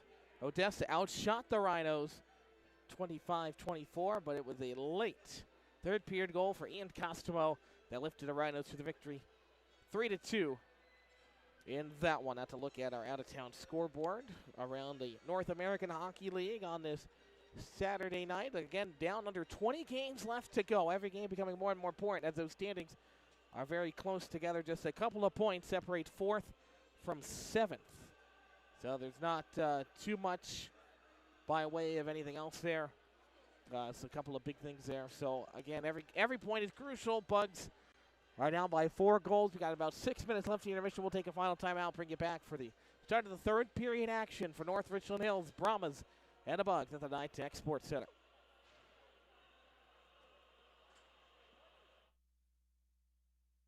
Hey Mudbug fans, this is Duncan Welker with the Shreveport Mudbugs. DeFata and Associates Investigative and Risk Analysis Services has been conducting professional and private investigations for over 20 years. They offer both a full range of services to both businesses and individuals. Whether you need an investigator for a personal matter like a child custody case or suspect an internal theft problem within your business, DeFata and Associates can get you the information you need. Call Jerry and the team today at 318-635-9944 to talk about your case, or visit them online at defatapi.com. Hey Mudbug fans, this is Duncan Welker. Down Home Meats is a proud corporate partner of your Shreveport Mudbugs. Whether you're grilling outdoors looking for a hearty and flavorful sausage for breakfast, a gumbo platter, or anything else, Down Home Meats has the perfect sausage for all occasion. Once again, that's Down Home Meats in the Stonewall, Louisiana area, and available at all major grocery stores. Down Home Meats, the perfect old school smoke flavored sausage, and doing old school sausage the way it was meant to be. Are you looking for the perfect place to host your next event? Whether it's a birthday party, corporate get-together, school trip, or any private celebration, George's Pond at Hirsch Coliseum has you covered. From ice-level excitement to unforgettable memories, your group will have an experience like never before. Start planning your next event today. Call 318-636-7094 to book your private outing at George's Pond. Fireplace Specialties is a proud corporate partner of Shreveport Mudbugs Hockey. Fireplace gas logs, glass doors, wood stoves, mantlets, and grills. They've got it all. They're located at 8500 Box Road in Shreveport or on the web at fireplacespecialties.net. Once again, that's fireplacespecialties.net. Fireplace Specialties is your fireplace headquarters.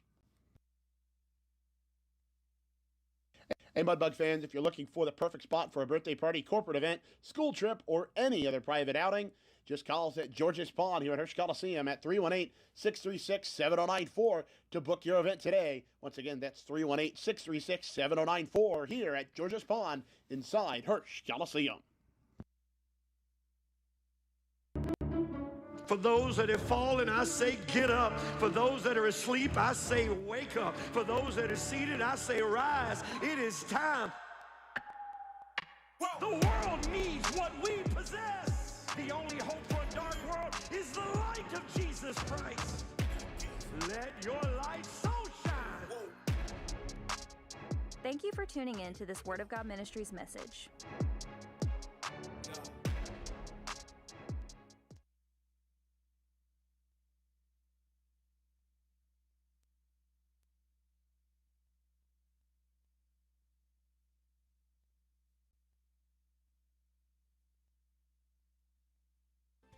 Hey, this is Tyler Hodges, and you're listening to Shreveport Mudbugs Hockey on NATV and the Mudbugs Audio Network with Zach Grant and Duncan Welker.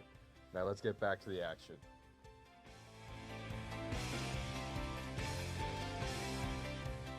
Back here, about to start the third and final frame. Head coach Jason P. Campbell came back out after the intermission. He's been shown the door again by the referee, or actually by the linesman. The referee stayed away from him and made the linesman get rid of Soupy. So that is where we stand. 4-0 our score. Started the third period coming up. Again, the Bugs will finally be back at home February 20th and 21st against the Odessa Jackalopes. Gone and Goals night, Pucks and Paws night, respectively. Friday, Saturday, 7-11 puck drop. You get your tickets now. Tickets.georgespond34.com or by calling the front office 318-636-7094. And now with Soupy gone, acting head coach Brett Smitty Smith is having an extended discussion with the linesmen as well as we await the teams to head back out on the ice. It's been a rough night for the Bugs. 4 goals unanswered. They trail 4-0. Also, 4 Bugs have now been shown the door as well, so things are going to get a little interesting next weekend against the Amarillo Wranglers, as they'll have a few some things likely coming from the league down in the next week or so before those games get underway. But nonetheless, again, the Bugs are home February 20th and 21st. They'll actually be home for 2 weeks after that as well. A 3-game weekend, the following weekend, 28th, 29th of February, and the 1st of March against the Corpus Christi Ice Rays Friday, Saturday, and then on Sunday against the same Lone Star Brahmas. The other game that was rescheduled against the Brahmas at home was March 17th. That's a Tuesday evening, 7-11 puck drop there. And Mardi Gras night, for those of you who are anxiously awaiting our celebration of our annual Mardi Gras game, that will happen a little bit later than anticipated, March 6th and 7th. It has been rescheduled for. So, 40 seconds left on the clock to the Earhart penalty. That'll make it 5-on-4 power play for the Brahmas, and then an additional 2 minutes has been put on the board, I assume in relation to head coach Jason Soupy Campbell. So it's going to be a 5-on-3 for the opening 40 seconds of the third period once we return to action. Zach Grant with you here live from the NYTEX Sports Center on this Saturday night. Bugs were looking to make it a second straight sweep against the Lone Star Brahmas, but the Brahmas came to play here tonight as the Bugs need to rise above it. Now Charlie Birchfield, the newcomer, is over talking to the referee in the intermission as well. Not happy with the guys in stripes this evening on the Bugs bench, but again, you got to rise above it. You got to stay disciplined and just play hockey. Got 20 minutes left and then a trip back to Shreveport tonight. Don't want to see any other things happen as far as any supplemental discipline coming, as Birchfield still jaws at the referee as he walks off. So we'll see who serves the minor penalty. Remy is going to go talk to the referee as well. We'll see if he's the one who serves it. He's not going to put Zakrisky back in the box. Poor Chase has spent at least 10 minutes in the box serving penalties. So Earhart was also shown the door. So Chase will continue sitting for him the 40 minutes, or 40 seconds rather. Feels like 40 minutes at this rate. And then looks like Hoagland will serve the penalty to head coach Jason Soupy Campbell. Yeah, I was going to say, Soupy got an extra 2 for coming back out after the intermission, I would imagine. They just announced it here. So 5-on-3 to start the third period. And Smitty now in charge of the bench. He's got to take control of the guys, settle it down, and play 20 minutes of hockey. There's still a lot of important. Now they're going to take somebody else off the bench, it looks like. And I will say there's been a lot for this officiating crew to sort through, but they have not done themselves any favors procedurally here tonight. I mentioned that a little bit earlier on as an official myself. The goal in games like this is to get to the next play, and they have not done that efficiently this evening. And now there's some more discussions. The referee standing by the penalty box. He's not going near either coach the way this game has gone, and now the linesmen are forced to do his bidding over there, and now the linesman will skate back across to talk to our referee. I'm not sure what this discussion's about. There's 2 penalties on the board. Should be 5-on-3. So we await in suspense here as we approach the 10 o'clock hour in the Central Time Zone here in Dallas. A slow-moving game, and again, nobody's done anybody any favors out here tonight. Lone Star has not played the cleanest game either. And, of course, we mentioned the Bugs. Penalty minutes stacking up. They've been undisciplined at times. And now it looks like somebody from the Lone Star bench possibly also being called over. Now the linesmen are still talking. Referee still talking with the penalty boxes. We just need to get the puck down at this point here on this Saturday night. So I don't know. He started pointing at the Lone Star bench. I'm not sure what penalty would have come to the Brahmas. At the end of the period, it was head coach Jason Soupy Campbell. He came right off the bench, walked right over to the referee. Started giving him the business. He got shown the door.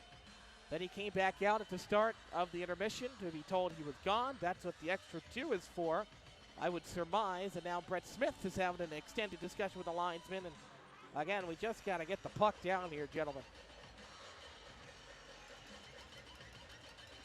So again, the referee staying over by the penalty box. He should be engaging with the coaches as the guy wearing the armbands, but he's letting the linesman work this out. So we got a third party, Dan Wildfong over there twirling his fingers like, let's go. And it's frustrating as well for the Lone Star bench because they want to play hockey. They're up 4-0.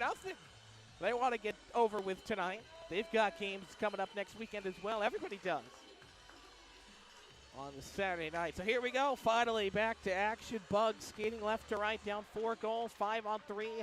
Disadvantage for the Bugs for 40 seconds. And the penalty clock's again about 4 seconds starting late than they should have. So the Bugs will have an additional 4 seconds to kill as Lone Star will bring it into the offensive end. Ball on the near wall, back up to the blue line for Lexel. Lexel snaps it across for Isaacson. Back up top, Lexel. High slot, looks for it. Snaps it back off to his right for Isaacson, who circles back up to the blue line. Toes the line, walks down the slot, feeds it off to the right for Lexel. One-time drive for Tavares. He had a wide open net, and he pushed it off the side of the cage. A big chance there, but he couldn't corral it cleanly. That was well set up there. Would have beaten Phillips stick side. That's how you draw it up if you're the head coach. Here's Isaacson up to the blue line. So the 5-on-3 is over. Now a minute 20 on the kill. Tavares, top of the left circle. Back up top again. Nazardine holds it in. Snaps it off to the right. At the circle, back to the blue line. Sent in the corner for Isaacson. Isaacson bottom of the right circle. Up top of the circle now. At the hash marks, Jasser providing some back-checking pressure. Knock a man off the puck. In front, in the crease. That puck's loose. Squirts free. And Sakrisky will poke it out to center ice. 54 seconds to go. Nazardine will not be able to corral it cleanly at the blue line. To the right side of the net. Brahmas will break it out of the zone. Right to left here in the period. And man gets taken down there. Wildfire wants a penalty. Not going to get one. Goes back out to the blue line again. Isaacson will corral it. Isaacson with speed. Works off to his left. In over the line. Actually, that's Jackson Vate. Rather 77, not 17, which would be Isaacson. Big hit there, delivered there as shoving body off the puck with Jared Griner. Snap back up top to the blue line for Oliver. Oliver, right point, back for Scanlon to the left. Back to the right for Oliver. Oliver, back for Scanlon. Bottom of the left circle. Works it for Vate. Slides it back up top for Damphouse. At the point to the right point now for Oliver. Back for Damphouse. High slot. Circles towards the dot. Back up top for Oliver. They're moving it around here. 2 seconds left on the power play. Oliver, big drive for Damphouse. Is pushed aside. Scanlon gets cross-checked away from the puck by Mitchell Reed. Up and man out of the box. Can't corral it cleanly. Icing is washed out as Gabriel came out of the crease to play it. Just about 2.5 minutes gone here in the third period. Bucks trail by 4. Again, at this point, it's about playing smart and worrying about the next game.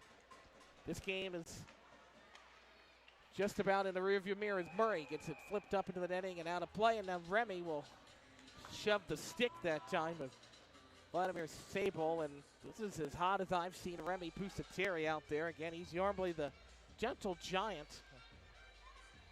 He's frustrated tonight. Frustrated in his teammates. Frustrated about how the game has gone. I think everybody is at this point. It's been an ugly, ugly game from all sides, no matter who you're rooting for.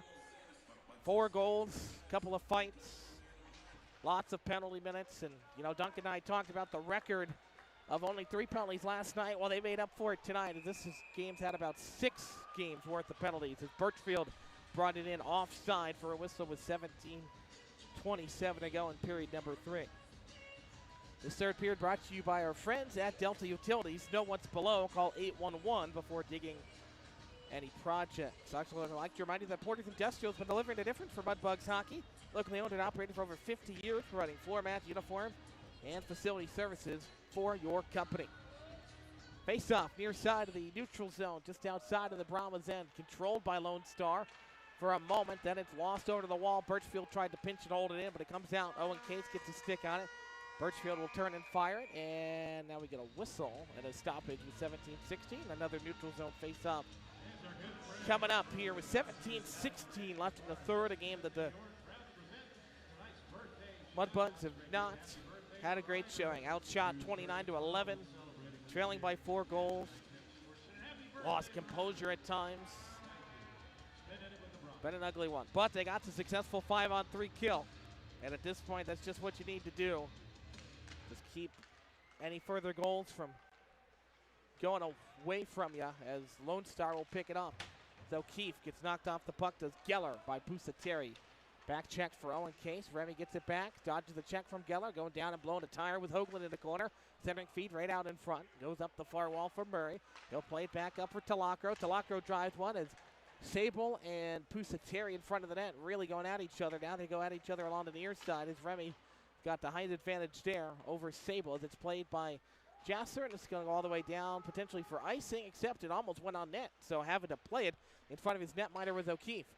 O'Keefe will rifle it up the near and gets leveled by Jonah Jasser away from the play. Up ahead, quick drive for Lucier.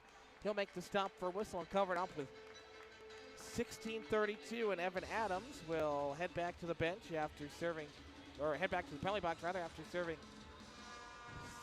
some of his fighting major and 10-minute misconduct. Still got a little bit of time to go as he fought late in that period, but he is back out there at least. Bugs being outshot 29-11. It's not the way anybody envisioned this Saturday evening going at NITEC Sports Center. No, not at all. And of course, it's interesting. When I was down there in the locker room, the mood is it's a disappointing one for sure, but it's just also a little angry, but intense as well. So Mitchell Reed will slap it around the boards. Bulked out by Griner. This is going to go for icing potentially. Close foot race, but just barely winning it as Lone Star. And then Griner will take a stick to the backside from Nasruddin, and the linesman will step in quickly. They've had a busy evening here on this Saturday, and now the penalty box door opens. And going into sit. Oh, no, that's Venton Cinque coming back out just like Adams did. Yep. I threw me off for a second, too, Duncan. It's been a long night. We're at 10 o'clock Central Time on this Saturday. It's going to be a long trip back home for the Bugs. And a long one here thus far. Face-off coming off to the far side of the defensive end. Shots on goal 30-11 in favor of Lone Star. Bugs just had 6 shots in the first and only 5 in that second period. Griner's got it, far wall, back into the round, below the goal line for John Burnt, who has to go around the referee, gave it away for Murray. Now played back up to the blue line. Alexander got a touch, but Jared Griner will take a check from Sable. Through Sable's skates, brought in by Wolf Talby. The linesman said good, and the other linesman said offside. Well, if that's not an omen for this evening with 4 minutes into the third. Yeah, no, absolutely. Just from a referee standpoint, Zach, I'm going to let you have that referee standpoint, but from a person who's been in hockey for as long as he's been alive, you're absolutely right. That's just an omen of how tonight has gone. So, fun stuff there. Jason Christie takes his face off. So, Duncan, we jinxed it before the game. We said there were only 3 penalties last night, which has to be a record. Well, in case anybody's sitting at home tracking or doesn't want to track and wants me to tell them, we are at a Jeremiah Roberts level of penalties. That's right, 26 infractions have been called to this point. Still with 15:40 left in the third. 89 penalty minutes for the Bugs and 48 for Lone Star. As I mentioned, Lone Star has not played the cleanest game either. It's been really ugly, both sides, after last night was so well played. But nonetheless, Abramovich will break it out. That's just how things kind of can spiral out of control quickly as Tavares sticks it in for Scanlon. Scanlon left circle. Takes a check in the corner from John Burnt. Goes back after Johnny Burnt. Zakriski spins off a check. Up ahead for Jonah Jasser at center. Jasser will rifle it in. Gabriel back to play it. Behind his own net. Gives it around the boards. Far side for Vates. Roberts got a touch on it. And it goes all the way down to the Bugs end where they'll slam on the brakes. It's Birchfield. Birchfield over the line. Down the slot, right side. Lost the puck. He spun off the puck. Back out to center ice it comes. Flipped up ahead. Brought in just barely onside. Big shot there. Blocked by Pusateri. Never got towards the net. And Birchfield will clear it all the way down. Icing is waved off because he played it himself. Back to his own net for Gabriel, where it's picked up now by Talacro. A couple of players get tangled up and go down in the corner. Here's Richard Reed with a big drive on the one-timer. That's turned aside. Birchfield crowds the loose puck. Sticks it back. Below the goal line, Talacro shoved off the puck by Grayson Gerhard. Flipped into the right corner again. Here's Birchfield in the slot. Drive there. Covered by Gabriel, and Gerhard skated behind Gabriel in the crease, and the referee and the linesman quick to step in there. And that was the urgency from the linesman that some people back at home would have liked to have seen before the Evan Adams fight, but nonetheless, they're trying to stay in somewhat of a control here in the third period.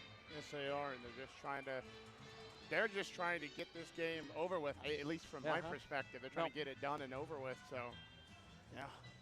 Yeah, now as a referee in a game like this, in any sport, no matter what it is, that's the goal, is just get out of here, because it's 4-0.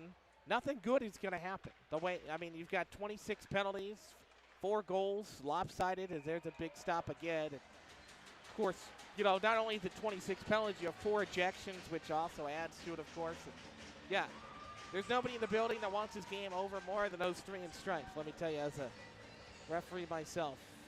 Yeah, that's just, Zach, that's really all there is to say there. And I think at this point, I think everybody wants the game to be over. Lone Star wants to have a victory. The Bugs want to put this game behind them. Yep. So, again, there's outshot 29-14. They're starting to claw their way back on the shot column. And Ethan Phillips, he's had another good game, but a couple of big odd man chances for Lone Star has really kind of turned the tide as Sable gets hit away from the puck, and it squirts to Phillips for a whistle that'll stop time with 14:03 left in the third period. That'll stop time. 4-0 to score. The linesman will step in once again as Mitchell Reed will jaw away there at Vincent Geller for Lone Star. One man I'm not seeing on the Bucs bench right now is Zach Wilson, and I didn't even see him when I was down in the locker room. I didn't see him, so we'll have to wait the status of Zach Wilson as the Lone Star Brahmas win that faceoff. I saw him quite a bit, and then he hasn't really been around. I don't remember him being shown the door at any point. There's the big shot turned aside. Barrett picks it up. Jasser up the center of the ice. Gives it off to the right for Hoagland. Chips it in over the line. 13:47 to rolling in the third period. Puck squirts free. Sable picks it up. Near side for Murray. He gets hit off the puck by Hoagland, but he feeds it up for Alexander, who will dump and fire and go off towards the bench, but not off for a change completely, as it's picked up by Remy. Now he flips it up. That's going to go into the ceiling and out of play. That's pretty impressive to hit at the ceiling here, as we talked about a little bit last night here in the shoebox.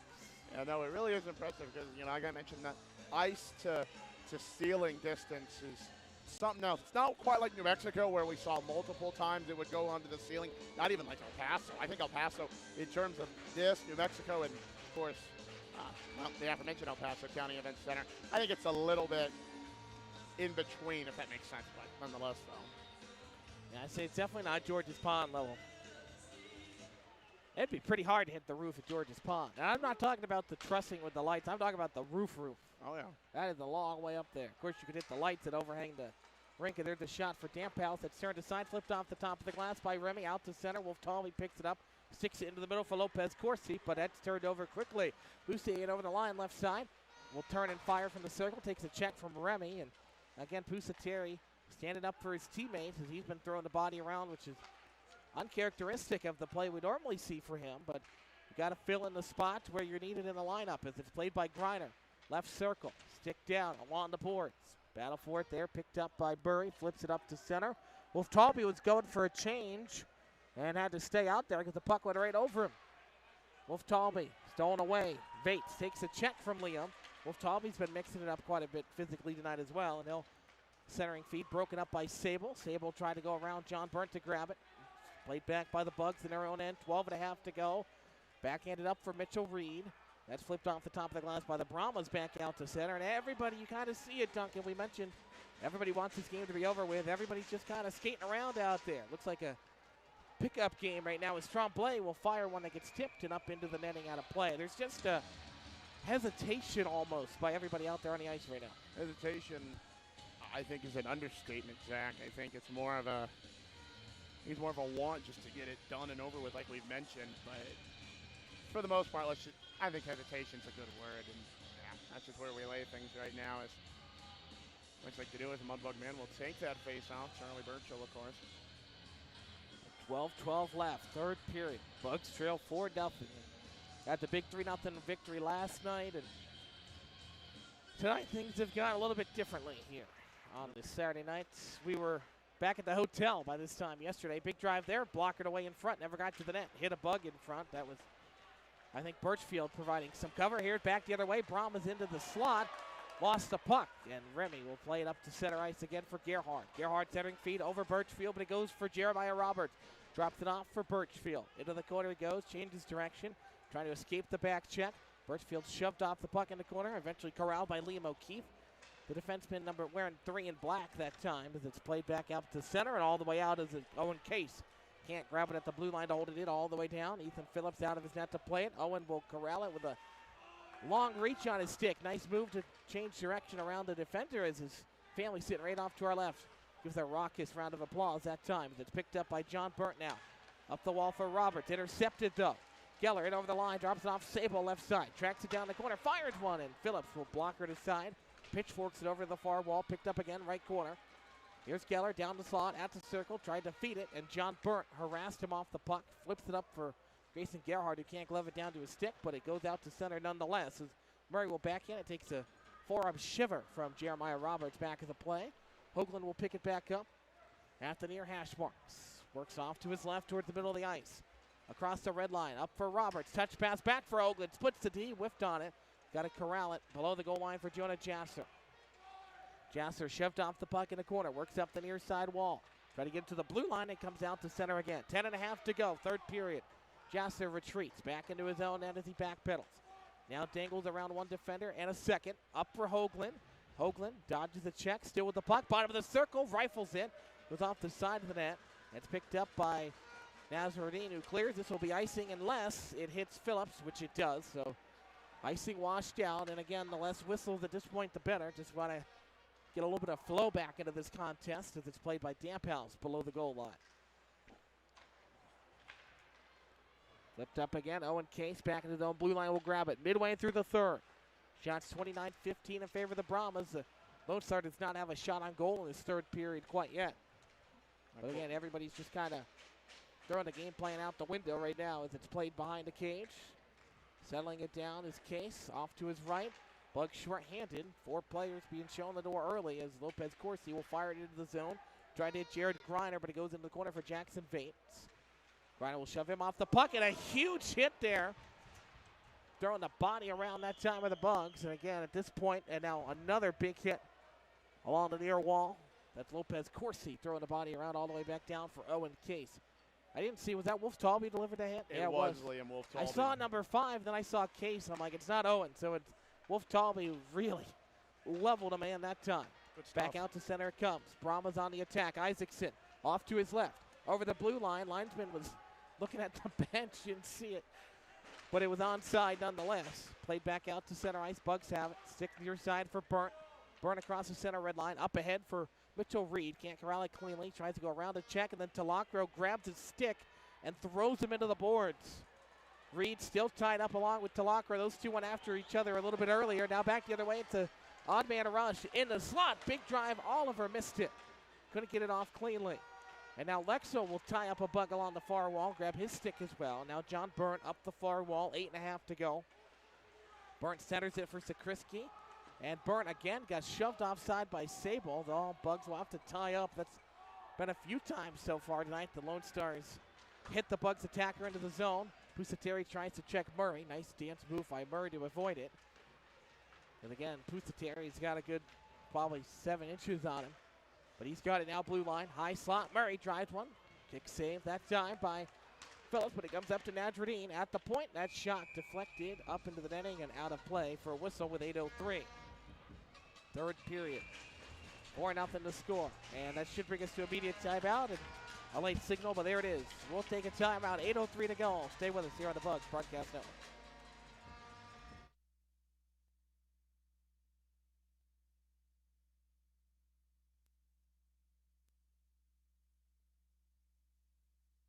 Specialties is a proud corporate partner of Shreveport Mudbugs Hockey. Fireplace, gas logs, glass doors, wood stoves, mammals and grills. They've got it all. They're located at 8500 Box Road in Shreveport or on the web at fireplacespecialties.net. Once again, that's fireplacespecialties.net. Fireplace Specialties is your fireplace headquarters. Hey, this is Tyler Hodges, and you're listening to Shreveport Mudbugs Hockey on NATV and the Mudbugs Audio Network.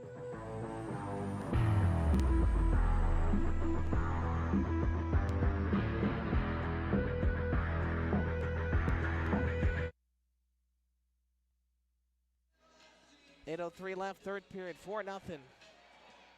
Bugs fall into the Brahmas here thus far tonight on this Saturday. Shots 30-15 in favor of Lone Star. And get the Bugs back in action next week. We head to Amarillo to face off against the Wranglers. And again, the Wranglers, who struggled through most of the year, Duncan, have started to kind of put a season together here. No, they have, and I think that's the beauty of the North American Hockey League. Interesting stuff there as we look at our YouTube live comments, and that's the beauty of YouTube. But no, as for the Amarillo Wranglers, no, that's the beauty of the North American Hockey League. You're never quite out of it until you're out of it. Far side up to the blue line, held in by Alexander for a moment. Back out to center it comes. Picked up ahead. Lucier can't corral it cleanly. Adams will track it down. Evan flips up the wall for Roberts. Back out to center. Najradine goes off the edge of his stick and all the way down. Najradine spins Birchfield off the puck. Centering feed there. Comes back for Owen Case. Case drives one. Big stop. And another pile up right in front of the net. We'll stop time with 7:35. Things had simmered down, but now here comes Phillips. He's skating up the ice. He's going to challenge somebody. Phillips is going to have the referees head him off as he wants to go at Leo Gabriel. Ethan Phillips, the Providence commit, not happy with the way things have gone tonight. And he's going to be shown the door. Yeah, because he skated all the way up. That's going to be a penalty. So that's going to force the Bugs to go back short-handed. Now, what I find interesting is earlier in the last period, Leo Gabriel went towards Ethan Phillips, but now it just seems like the mindset has shifted as Ethan Phillips wants it, but Gabriel might not does. And yeah, no. I know those YouTube live comments are fun, Zach, aren't they? Aren't they fun? 7:30 to go, third period, 4-0 our score. Again, Bugs are back at home. February 20th to 21st, got a goals night. And then Paws and Claws night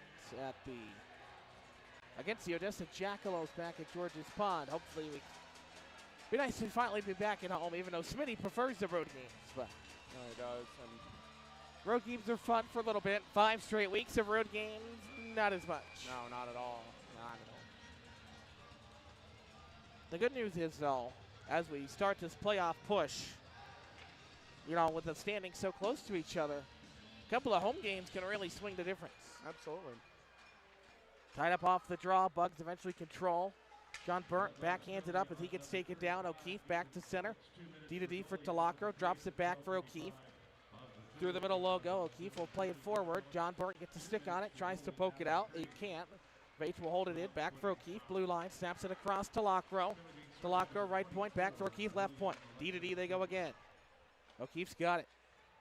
Back across to Lacro, down low into the corner for Sable.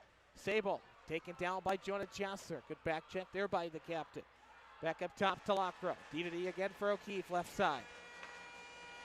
Lacro control, 6:56 and rolling third period, 1:19 to go on the kill. O'Keefe down low to bottom of the circle.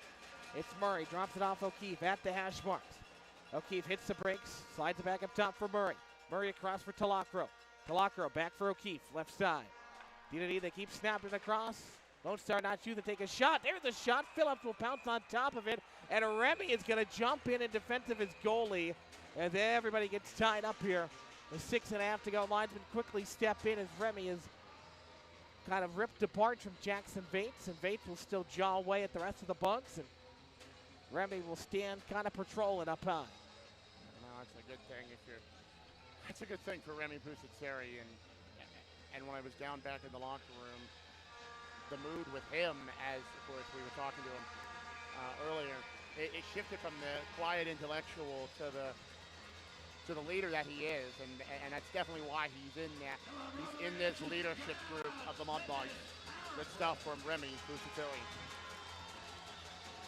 They saw far side offensive zone controlled by the Brahmins. It's Isaacson feeds it near side Tavares.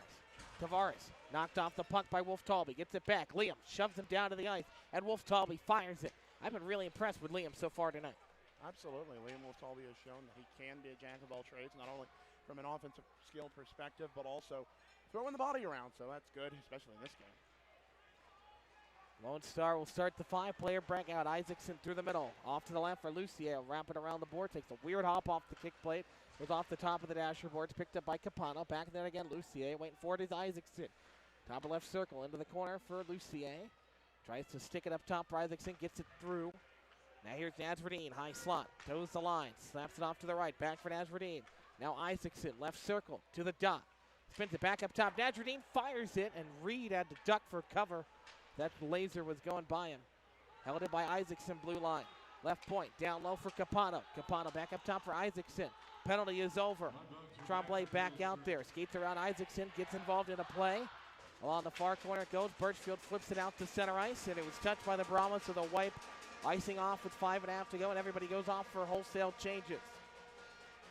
Controlled back then again. Brahmas pick it back up on the near wall.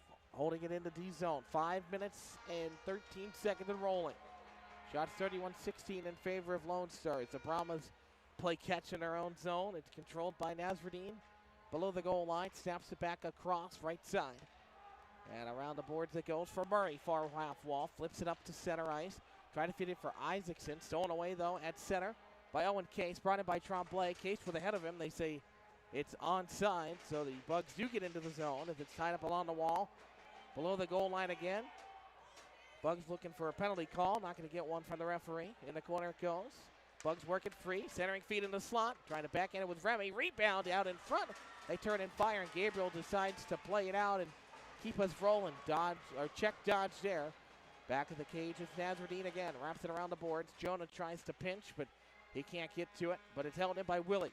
Tremblay, right circle, into the slot. Deeks around one defender. Lost it on the second try. It's a Krisky tied up along the wall. Gets it back.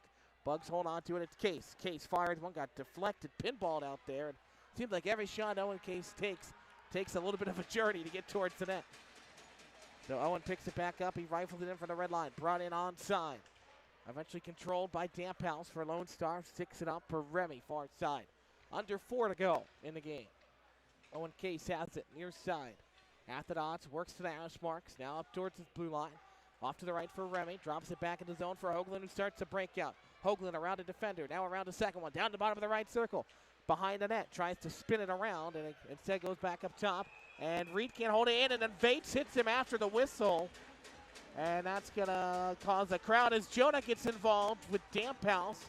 And the referee, it looks like he might be calling a penalty on Jonah Jasser. Of course, Vates is the one who started that by hitting the guy after the whistle. But nonetheless, that brings us a whistle with 3:36 left in this third period. Bugs down by 4.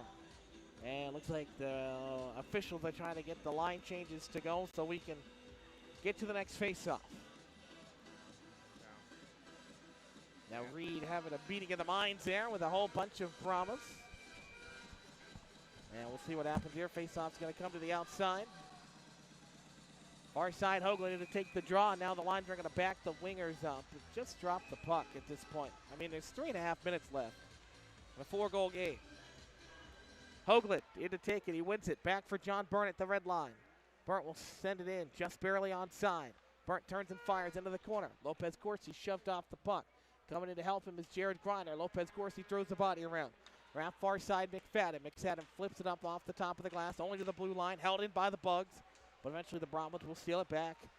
Again, Bugs get it right back offensive end. Griner sends one towards the net, goes off the side of the cage. Wraps around to the near corner.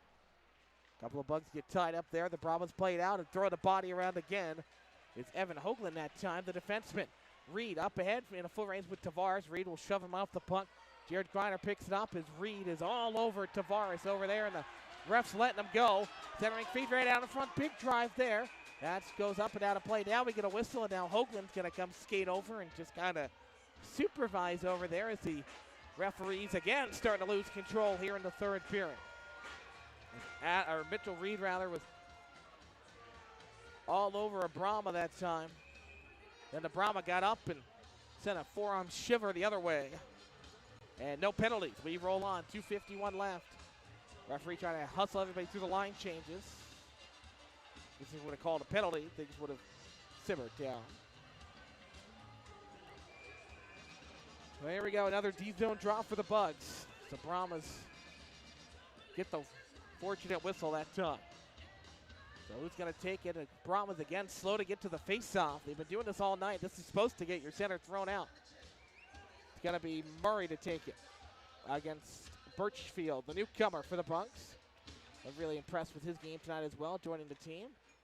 That's played out to center ice. Jeremiah Roberts got a stick on it. Linesman almost got taken out by the puck. Here's Murray with a blast from his knee. That's turned aside. Roberts picks it back up. Up the near side, it's Birchfield. Over the center red, now over the blue for Gerhard. Goes into the corner. Talacro picks it back up below the goal line. Back up top again in the right corner. Centering feed for the Brahmas. They start out the breakout. 2.5 minutes to go. Up the far side, brought in by the captain who fires in, and Ethan Phillips will hang on for a whistle with 2:24 left in the third. I think the frustration at this point with 2:24 left is just felt all around Mudbug Nation, both here in the NITEC Sports Center, but also back at home in the Arklatex and various parts of the United States, Canada, and, well, just about everywhere else. Frustration from guys on the bench as well as the broadcasters, Zach, but 2:24 left. Let's just play smart and get on out of here. And now they throw the Bug Center out of the draw for doing the same thing the Brahmas have done about 15 different times at least. Yep. Gerhard waiting on top of the bench.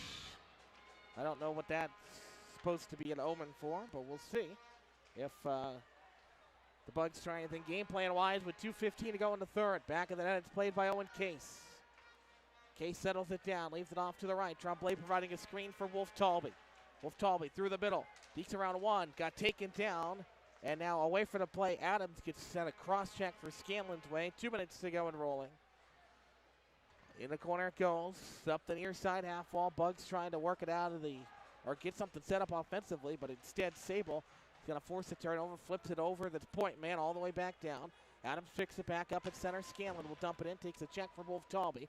Into the corner it goes for Evan Adams. Minute 40 to go here in the third is the Let's Go Brahmas chance. Start here at the NITEC Sports Center. Tremblay overskated the puck. It goes free for Murray. Murray into the corner. Dodges around Adams, who gets around the referee. Murray turns and fires. Takes a check from Lopez Corsi. Phillips hangs on for another whistle with 88 seconds to go here in this third period. Again, Bugs back in action next weekend against Amarillo. And back at home finally after that for 3 straight weeks. Get your tickets now. Tickets.georgiaspond34.com. The Odessa Jackalopes coming to town for the first weekend, and then a 3-game weekend after that. 2 against Corpus Christi and 1 against the Lone Star Brahmas. That'll be interesting to see. Almost a month apart, but a few couple weeks apart, I suppose. It'll be interesting to see the difference of these two teams, as it always is when games are spread out like this. And, well, here's a quick drive right out in front, trying to go towards the net. Great chance for the Brahmas there off the face-off. Rebound comes out in front, in the slot, glove down, and Reed is going to take exception to Murray that time, jumping on top of Phillip. Sable tied up with Remy, and Remy has him grabbed by the collar. Remy Pusateri comes in. Oh, he's the tall one, 6'4". And Sable, who's trying to go after him, is 5'10", so I don't think he wants any of that. I don't think he does, Zach. All right, here we go. Offensive zone face-off, or defensive zone face-off, rather, to the far side. And once again, now Murray is still yelling at some of the Bugs. The Lions is ready to drop the puck with 1:18 to go in the third. NITEC Sports Center, far side, it's Birchfield to take the draw. In a D-zone, he wins it back to the wall, but eventually it's controlled and fired by Lone Star right off the face-off. Tied up along the far side wall, picked back up end for Ryan Barrett. He's got the puck on his stick, deeks around a defender, then just couldn't corral the second chance opportunity. Rebound right in front of the crease. Great chance there for Birchfield. Another redirection for Barrett. Birchfield whacking at it. He's got his stick under Brahma that's down on the ice. Final minute of the third period. Lone Star brings it up near side. It's Sable. Sable over the line, and he's shoved off the puck by Remy Pusateri. Back of the line for Mitchell Reed. Swings to the cross for Remy. 43 seconds to go as the Bugs will rise to their feet, making some wholesale changes late in the game as Leo Gabriel wraps it around the boards. Remy almost stolen away behind the goal line. Instead it comes up for Barrett. High slot for Jonah. Jasser looks, fires through traffic. Got blockered aside with 30 seconds to go. Alexander leaves it off in the corner. Picked up by Damphouse. Damphouse below the goal line. Knocked off the puck by Jonah. The captain really throwing his body around, making his presence known. Back of the net, Lone Star shoved off the puck. Big hit there. Taking a man down is Willie Tremblay, who's got his stick tied up. Crowd wants a penalty on Willie. It should go the other way. Here's a big drive from Lone Star with a save. And Willie still mixing up. The linesman will step in here as the linesmen race after it, as Alexander and Tremblay are going after each other. And then Phillips rifles the puck down. Now we got a big scrum as throwing some punches is Jonah Jasser. He wants a piece of Damp House. Phillips is patrolling back to his blue line as he shot the puck down at Leo Gabriel. And Tremblay being helped out by the linesman. The stick of the Brahma who hooked him, by the way, is still lodged in his pants as the linesman tries to jar it free of Willie. And now Gabriel and Phillips sending the puck back and forth at each other. Here with 6 seconds left. And you would love if there was a provision in the rules to just run the clock here, but there's not. You got to do another face-off and set everything back up. Well, here we go. Brahmas and Bugs, 6 seconds left. 4-0 the score. Not a great showing for the Bugs tonight on this Saturday. Not the way they wanted the game to go. Willie gets kneed by Tavares right in front of the linesman, who does nothing and lets Willie just skate off to the bench. Talakar will also go off for a change. So here we go, offense, our D-zone draw. Birchfield just going to stand there and look at Scanlon most likely here. It's just a formality to take off those final 6 seconds. Big shot there from Sable. Turned aside, Lopez Corsi down to a knee, plays defense. Birchfield will tie up. Then a stick lift going the other way. And that's going to do it as the Brahmas fans going to throw the Bulls right at the Bugs. Don't want to see that again. The league's got to get this under control as Wolf Talby is swinging at Sable. They're in a good bout right there at center ice. And Liam wants a piece of Sable after a testy weekend here in Dallas. And Sable's trying to wolf himself free. Wolf Talby still going after him. Phillips will stand with his blocker on the shoulder of Jake Tavares as he just got some things with Adams. Sable finally works free of Wolf Talby, who's still going after him as the Brahmas fans again throw the rubber balls out on the ice, which again the league needs to control because there should not be anything thrown at players. Scanlon still going after the Bugs, and my oh my, it's going to set some interesting things up when we see the Brahmas back at George's Pond. Oh, absolutely, as it always does, Zach. And more importantly, it's going to be interesting for even next week against the Amarillo Wranglers. We'll have to see what the lineup looks like, I have to imagine. A couple suspensions, if not definitely a lot. But we'll have to see where things lay here as the Bugs comes off. And, of course, the excellent family of Owen Case gives them a round of applause. And as they should, because they battled hard tonight. Now, granted, the scoreboard doesn't show it, but they absolutely battled hard from an effort standpoint. And that's the thing about this Mudbugs team. They'll, regardless of what the scoreboard says, Zach, they'll give everything for 60 minutes, 60-plus minutes, and whatever else comes their way, Zach. But that's just where we lay it here. 4-0 in favor of the Brahmas. All right, 4-0 the final score here in the Saturday for the Night Tech Sports Center. We'll take a quick timeout. Nikki's post-game wrap-up show on the other side of the Bugs Broadcast Network.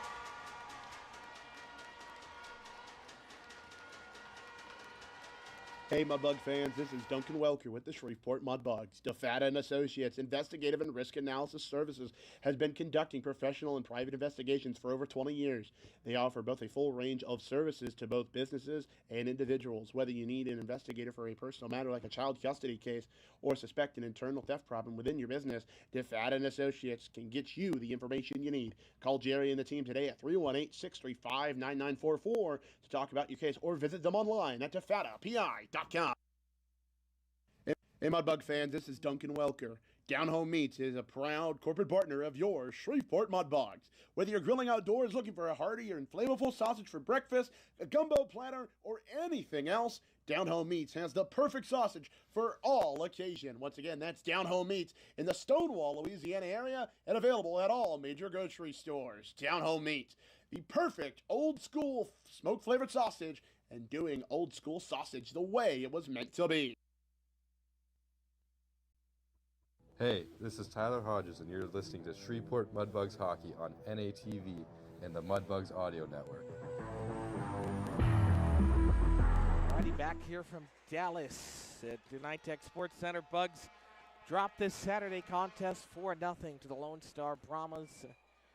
Not a great night for Shreveport. Outshot 36-18. Few players shown the door early by the officials, including the head coach, Jason Soupy Campbell, also being shown the showers early. And course, some things are probably going to come out later on this week. But nonetheless, 4-0 the final score. The Bugs fall to the Brahmas. We'll take you through it real quick before we send you off to enjoy the rest of your Saturday evening wherever you might be listening. It was a late first period goal, put the Brahmas on top, then 3 goals in that feisty third period with all the scoring that was necessary. 4-0 the final in this one. Again, to share the game with the penalties. 26 in total. 80 penalty minutes for the Mudbugs, 48 for Lone Star. But again, the Mudbugs outshot 36-18. Interestingly enough, though, they outshot the Brahmas 12-6 in that third period. So definitely showing some life after a tough Saturday night after the big win on Friday. So with that, the Bugs drop to 18-17, 3-3. They are now 10-9-2-2 on the road. With that, the Bugs win streak comes to an end. Ethan Phillips on the game drops to 3-5 overall on the year. And that top of the league defense for Lone Star showed up tonight, not allowing the Bugs to get on the scoreboard. 4-0 the final score. And with that, the things in the South Division continue to tighten up even more as we hit the final 19 games of the regular season in this 26 game campaign. We'll take one final look at the out-of-town scoreboard to get you on your way this evening. Thanks for riding along with us through a long game, almost 3 hours in length tonight here for the NITEC Sports Center after a very calm Friday night affair. That was not the same here tonight. Again, the first game in the South that went final, Amarillo over Oklahoma 4-1. They got the better of the Warriors tonight after splitting the game. New Mexico on top of Corpus Christi 3-1 to end the game. They scored a late goal in the third to avoid overtime. And last but not least, El Paso on top of the Jackalopes 2-1, the final score in that game. So that was a look around our out-of-town scoreboard in the South Division. A lot of interesting things there. Again, Lone Star is in first place. Pretty handedly in second place is El Paso, but everybody else just a few points away from each other. So still plenty of games left to go. Again, 19 games. The Bugs will be back on the road next weekend. Amarillo Wranglers, a Friday-Saturday tilt before coming back home for 3 straight weeks. Love to see you out at George's Pond. Tickets.georgespond34.com. We can go to get those tickets, or you can call the front office as always, 318-636-7094, and get your group rate for tickets of 10 or more for just $10 each. Again, call Sabrina and talk to her. It's God and Goals Night on deck, February 20th, presented by Word of God and Claws and Paws on that Saturday, the 21st, against the Odessa Jackalopes. The next meeting between these two teams, Shreveport and Lone Star, will be on March 1st, a Sunday afternoon battle at George's Pond, a 5 p.m. puck drop scheduled for that one. Again, with this one, the Bugs drop to 18-17, 3-3 overall, and tighten some things up with Amarillo after their big victory against Oklahoma here on this Saturday night. That'll do it here for the entire crew. On behalf of my partner in crime, Duncan Welker, the entire Shreveport Mudbugs organization, we thank you for riding along with us this evening, although the results were not quite well we wanted. Again, we'll see you in Amarillo next week, 7 o'clock puck drop scheduled for that one at 7 o'clock Central Time. So we'll be on the air at 6:45 as always. So we're wishing you claws up, go Bugs. Have a great night and good hockey, everyone.